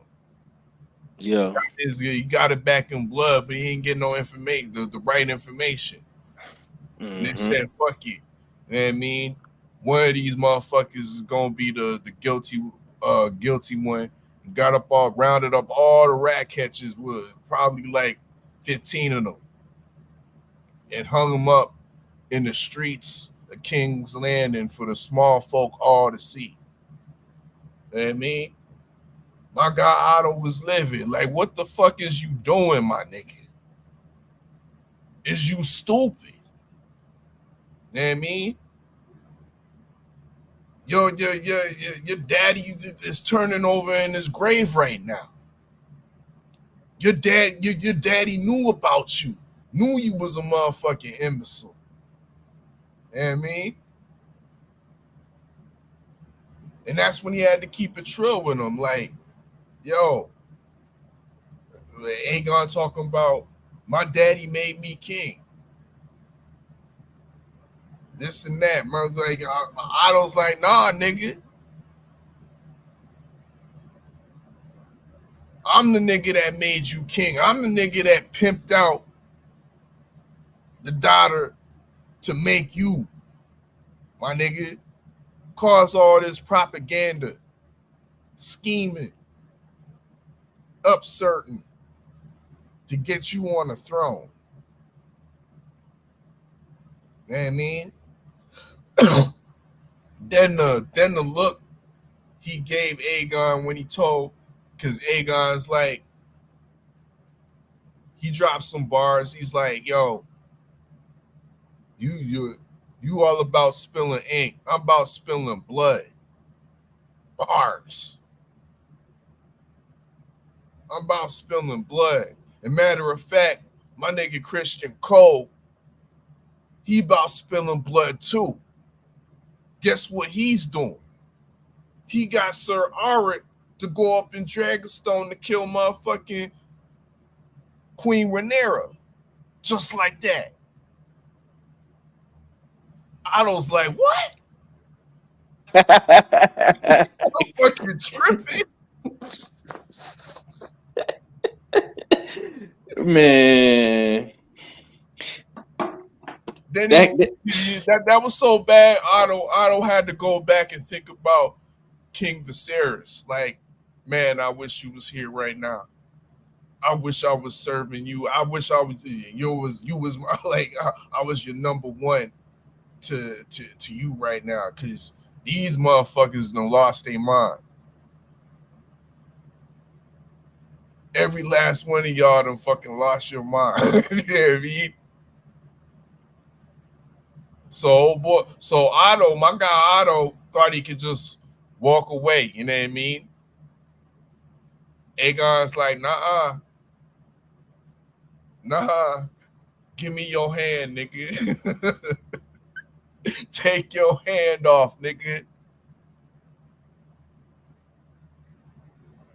And that's why I got to disagree with you, 503. Christian Cole didn't want to be no hand. He didn't want to be the number one. You know who persuaded that whole situation right there? And Larry Strong. Dirty ass Larry Strong, bro. Yeah. Cause he planted the seed like, yo, cause he was trying to be that, he's trying to be that guy. You know what I mean? He was trying to be that guy, but he planted the seed to young Aegon like, yo, you don't want your daddy's same fucking hand. Mm-mm. You don't want that dirty hand your daddy's been using. You know what I mean? And he been the hand of your grandpappy's reign too. Like, get rid of that dirty hand. Well, hot Aegon that jumps to conclusions and is fast with the trigger. He shot it right at Christian Cole. Christian Cole, like, what, me, nigga? I don't know, like, but okay. Christian Cole didn't want that shit. Hell no. And you know what? This is another prediction I'm a predict. When Larry Strong find out this nigga is hand, he really gonna be spying on this nigga. And I wouldn't be surprised if he be the one to snitch. Cause Helena I already know. And let me highlight this part of the episode too. This is how I know Aegon is a fuck boy. And he probably got bastard Targaryens out there somewhere in King's Landing. I wouldn't be surprised if he got bastard sons. You know what I'm saying? You fucking walk right past your wife, bro. After y'all both just lost a child together, and you didn't acknowledge her, you didn't say nothing. Um, like, bro, you just be dogging Helena out, bro. The only time you talk to her, nigga, is when you want was when you wanted your heir, nigga. That's the only time I ever seen him talk to Helena. You know what I'm saying? Is when you wanted your son to come to counsel with you, nigga. Other than that, you ain't said shit else to this girl, man. Um, so Aegon, you a fuck boy for that. You know what I'm saying? You got all these people in your ear telling you shit, bro, but you can't even goddamn console your wife for five seconds, bro. 5 seconds, man. Tell her it's gonna be okay. You sorry. None of that, bro. You just walk right past her like she ain't even know. You know what I'm saying? And like I say, man, it seemed like Helena can't catch a break between Allison and Otto and now Aegon with his fuck shit, bro. I'm definitely not mad at Aemon for not being at the house. I need to be around somebody that's gonna listen to me. And the whore gonna listen. You bring that money, them little bags that Damon have, you get her about, you know what I'm saying, 2 or 3 of them motherfuckers. She gonna listen to you whenever you want to talk. Cause you know what I'm saying, you keeping the whorehouse fed, my nigga. You know what I'm saying? You seen how packed that whorehouse was. Now everybody in King's Landing is crying to Aegon about food and Yeah, that shit was materials. lit, my nigga. You know what I'm saying? But that nigga, that whore, For pouring, my nigga, the milk, yeah, nigga. the whorehouse was lit, nigga. Fuck out of here, nigga. Shit, Amy don't want to be in that dysfunctional shit, man. You know what I'm saying? Between Aegon fucking off the kingdom, his grandpa fucking scheming and plotting and backdooring motherfuckers. The mama getting fucked by the city watch commander. Helena having these crazy ass visions and talking about rats and losing eyes and all. Man, I'm up out of here, man. I got to go. You know what I'm saying? So I'm just paying real close attention to how the Greens operate, bro. And they is fucking. I'm gonna be real, bro. They dysfunctional as fuck. Real talk. Um, so we see Sir Eric make it to Dragonstone. Now, of course, Damon isn't there. Um, so he can't peep the shit that's going on. Um, and Mysterious just so happens to see it when she's going to the port to dock the boat. She catches it and she lets one of the guards know. But once again, unlike King's Landing, um, with Rat and I mean with Blood and Cheese just made their way to the sleeping quarters. Um, Passing up drunk ass Aegon and shit like that, and Sir Christian Fuckboy. Um, they Team Green kind of has some some deception in a favor because they twins and they look alike and can't nobody really tell them apart. So he was able to make it all the way to Rhaenyra's door, and Rhaenyra was getting ready for bed, and she couldn't sleep. So the maid was gonna go get her something, I think some medicine to help her sleep. And he bust in there, man, and he's about to kill her, man, but the twin brother come through just in time, and they have a great epic battle. And to me that was another great part of the show when we finally got to see an actual fight, um a sword battle, because we see we seen the dragons kind of go at it a little bit with Aemon and Luke, but we actually got to see actual duel, and instantly, bruh, I thought about um the Lannisters, the Starks, House Tyrell, House Baratheon on Game of Thrones. It was a lot more sword fights and shit like that. And when I seen that, I was like, well, damn. Oh shit, man. I couldn't keep up with who was who in that motherfucker, bro. You know what I'm saying? Mhm. I got confused real quick, and everybody else in the goddamn room got confused. Like, damn, which one is Eric? Which one is the other one? You know what I'm saying? Uh, Um, and it was a real dope scene, man. The plan. I'm not gonna lie. I hate to get a fuckboy credit, but the shit almost worked, nigga. it did. That's why I'm afraid to say. I was like, yo, Yeah. Fuck Boy almost had the shit right though. You know what I Hmm. mean? Because that shit almost did work. Yeah. Um, but if it wasn't for Lady Massaria Hmm.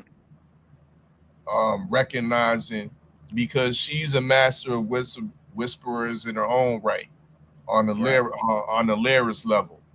You know what I mean? So she caught on to that quick, and there was foreshadowing with Massaria, because when Massaria first got captured by Team Black, it was Sir Eric that caught her.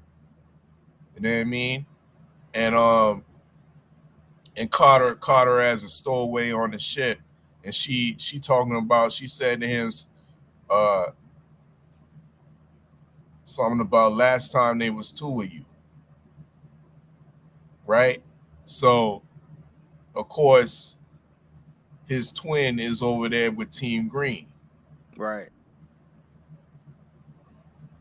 So it was almost foreshadowing in future time that now they ain't none of you. Mm. Yeah. Yeah. Yeah, because we see that epic battle between both them twins. If it wasn't for her tip off to the as she was being led to her escape or to her freedom, she noticed the twin walking up to Dragonstone to get the job done, to go in there incognito in disguise or as the other twin to go kill Queen Rhaenyra.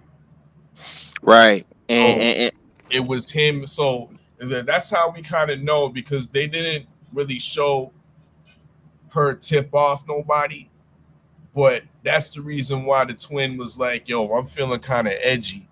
When he went up to the guard, because originally there was another guard watching the back door of Rhaenyra's room. So the twin Art was like, "Yo, I'm feeling kind of like antsy tonight. Yo, why don't you go on break and I'm gonna hold this spot down for the night." Dude was like, "Cool." So he got the tip off. That's why he wasn't there just by chance. He got the tip off from the sorry to be there. mm-hmm. There at the right time. You know what I mean? Because when them swords got to swinging, those were some heavy blows, my nigga. And Facts. it's like, yo, let me get behind the motherfucking curtain here. Yeah, Like, yeah. Yeah. And salute to Sir Harold, man. He came in the nick of time to protect Rhaenyra, and this showed me like Rhaenyra, like you talk all that high mighty shit, and when them swords get to swinging and you ain't on that goddamn dragon, your ass is food. You know what I'm saying? If you ain't no, you know what I'm saying? If you ain't on that goddamn dragon, baby, and them swords get to swinging, your ass is out of there. You know what I'm saying? So, uh, yeah, you better keep you a good swordsman in your corner, cause you running off the best swordsmen in Westeros and Damon. So, you better be careful. Um, but they had an epic battle. I think Sir Eric ended up getting the dub, and then of course he couldn't live with the guilt of him actually having to kill his brother.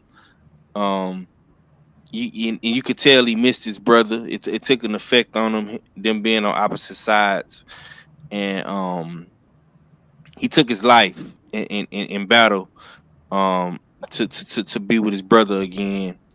Um, so R.I.P. to them as well. This Game of Thrones, House of Dragon, man. Somebody, it seemed like to me somebody gonna fucking die every episode in this motherfucker. That's what it's looking like. Um,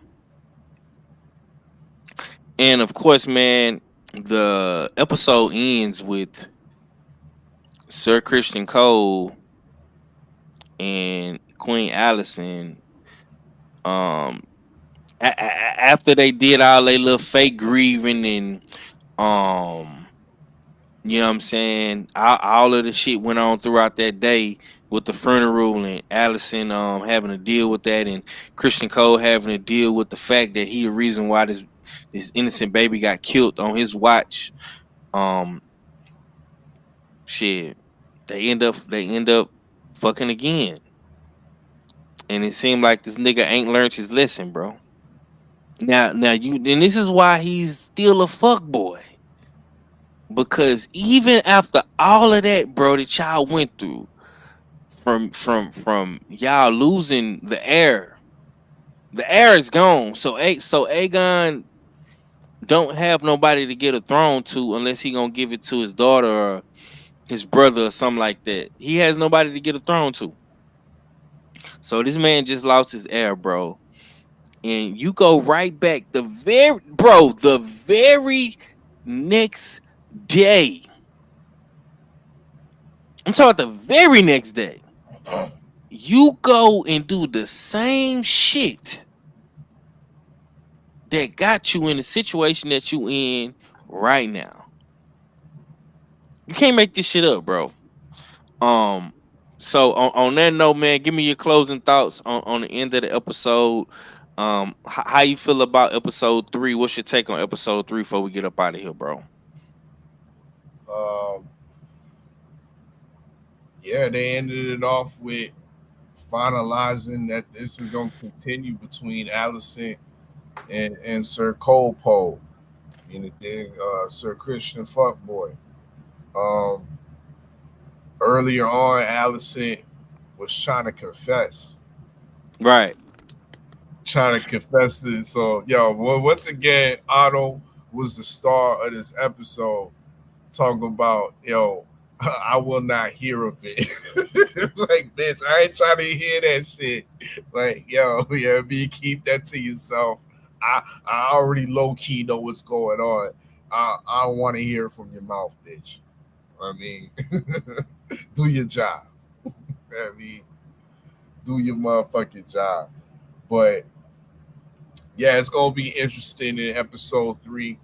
Are we gonna see Damon arrive in Aaron Hall with his dragon? Are we also gonna see Amon arrive in Aaron Hall? Because there was some strategic planning going on that once again Otto broke up. He told when Amon and Christian Cole was in there strategizing, Amon's like, yeah, we should go to the motherfucking Aaron Hall, go to the Riverlands and hold that down and shit. That's where he thinks that Team Black's gonna go as well. So um, Amon was already putting plays together with Christian Cole. So it'd be interesting to see if he follows through on those plans, or is he gonna stick around King's Landing and fuck around and catch Baylor uh, uh, spying and shit, and catch another body, catch another part of Team Black. We gonna see, we gonna see more destitution in King's Landing from the small folk for the first time in I would say episode season 1 didn't show the small folk, and season 2 showing like the life of the small folk. So we gonna see more of that Hugh the Hammer character, and see if he gets paid uh, in advance from the king, because he's supposed to be responsible for making the king's guards and the military's weapons and whatnot. You know what I mean? But there's a shortage of iron and shit. Of course, the Valerians got all the shipments hemmed up and slowed up. They can't reach King's Land. So yeah, it's gonna be interesting. We got Alan and Adam Mahal, the possible sons of Corlys Valerian. How's Rhaenyra gonna take that? You know what I mean? If that's how they develop it. Yeah, episodes 3 is gonna be off the chain, man. I wish these shits was longer. You know what I mean? They seem a little bit that second episode seemed a little bit too short for me. If they're gonna have 8 episodes for this season, yeah, give me 10 more minutes an episode or something. But yeah, I'm looking forward to Sunday. Yeah, so we was a little bit late with this recap, man. My schedule is a little bit crazy. I appreciate my brother R fella for being patient with me. Um, but we definitely gonna cover it in depth. Now that we kind of caught up with the season, we can talk more about everything that's going on in episode 3. I know we skipped over a little bit of salute Tay Tay. We skipped over a little bit of some gems we might have missed, like the brothers reuniting in Driftmark, um the sea snake and Rainey's talking and stuff like that. So we're gonna see, we're gonna, like I say, we're gonna be paying close attention to um the the drift mark part of the show. And even like Bayla, um, she was flying on her dragon above the sky. She was kind of low. And I think Alan seen her or the other brother seen her. And she was assigned this task to cover the seas and stuff like that. So hopefully she does not get caught by nobody in King's Landing. But like I say, this is Game of Thrones. Somebody is gonna get knocked off probably every episode, if not every other episode for sure. Then every episode, I hope Baylor doesn't die, but she might get knocked off. And I'm telling you right now, if Aemon kills Baylor with Vagar, you definitely gonna wake up the beast in motherfucking Damon. He already was. You already seen what Damon did when his stepson got killed. You know what I'm saying? So if you actually kill his daughter, who actually is, she's like the last little thing to remind him of Laenar, Lady Laenar. So I don't know, bruh. It's gonna be crazy. We gonna see how this shit go. Um, I hope game. I hope they do. You know if they release the trailers, like the next episode trailers? Do they do that for House of the Dragon? Yeah, I think they might do that. Yeah. Okay, yeah. So if they release the trailer, you know what I'm saying. We'll talk about that as well on the next show. So we gonna do this again Monday night, right after bullshitting on the Beltway. I'm gonna try to get Red to come on at 7 o'clock, straight up 7 o'clock, which would be 8 o'clock on the East Coast, and we can try to come in. Uh, let's say 8:30, which would be 9:30 on the East Coast. You know what I'm saying? So we'll try to get in and get out, do like an hour 10 or something like that. Not too long. I know this one was gonna be long, um, because we had to bust down two of the shows. But from here on out, man, we'll be trying to do. We'll probably start doing around 8:30, 9:30. Um, the Central then East Coast. So, um, on that note, man, much love to all of the House of the Dragon, fans. You know what I'm saying? If you're watching this on the replay, smash the like button, man. Get in the comment section. Let us know what you think about House of the Dragon season 2. And it's your boy 503 Line. All fella, man, go ahead and close us out, bro. Indeed. Once again, yeah, salute to you. You know what I mean, for opening up the platform for some House of Dragons talk. You know what I mean? This is probably one of the dopest shows. It is the dopest show to me on TV right now. You know what I mean? Salute to the chat that pulled on up. Uh, and yeah, we gonna be the shows are gonna be shorter now that we just breaking down one episode. Of course, we had to go through the two. You know what I mean? And a lot of things happened in those 2 episodes. So excuse the lengthiness of this episode or this recap. But yeah, look forward to coming back Monday and seeing what pops off on Sunday. You know what I mean? Any given Sunday. You know what I mean? In Westeros. You know what I mean? 'Tis the season. But y'all know what it is. It's your favorite, yet your most hated all fella.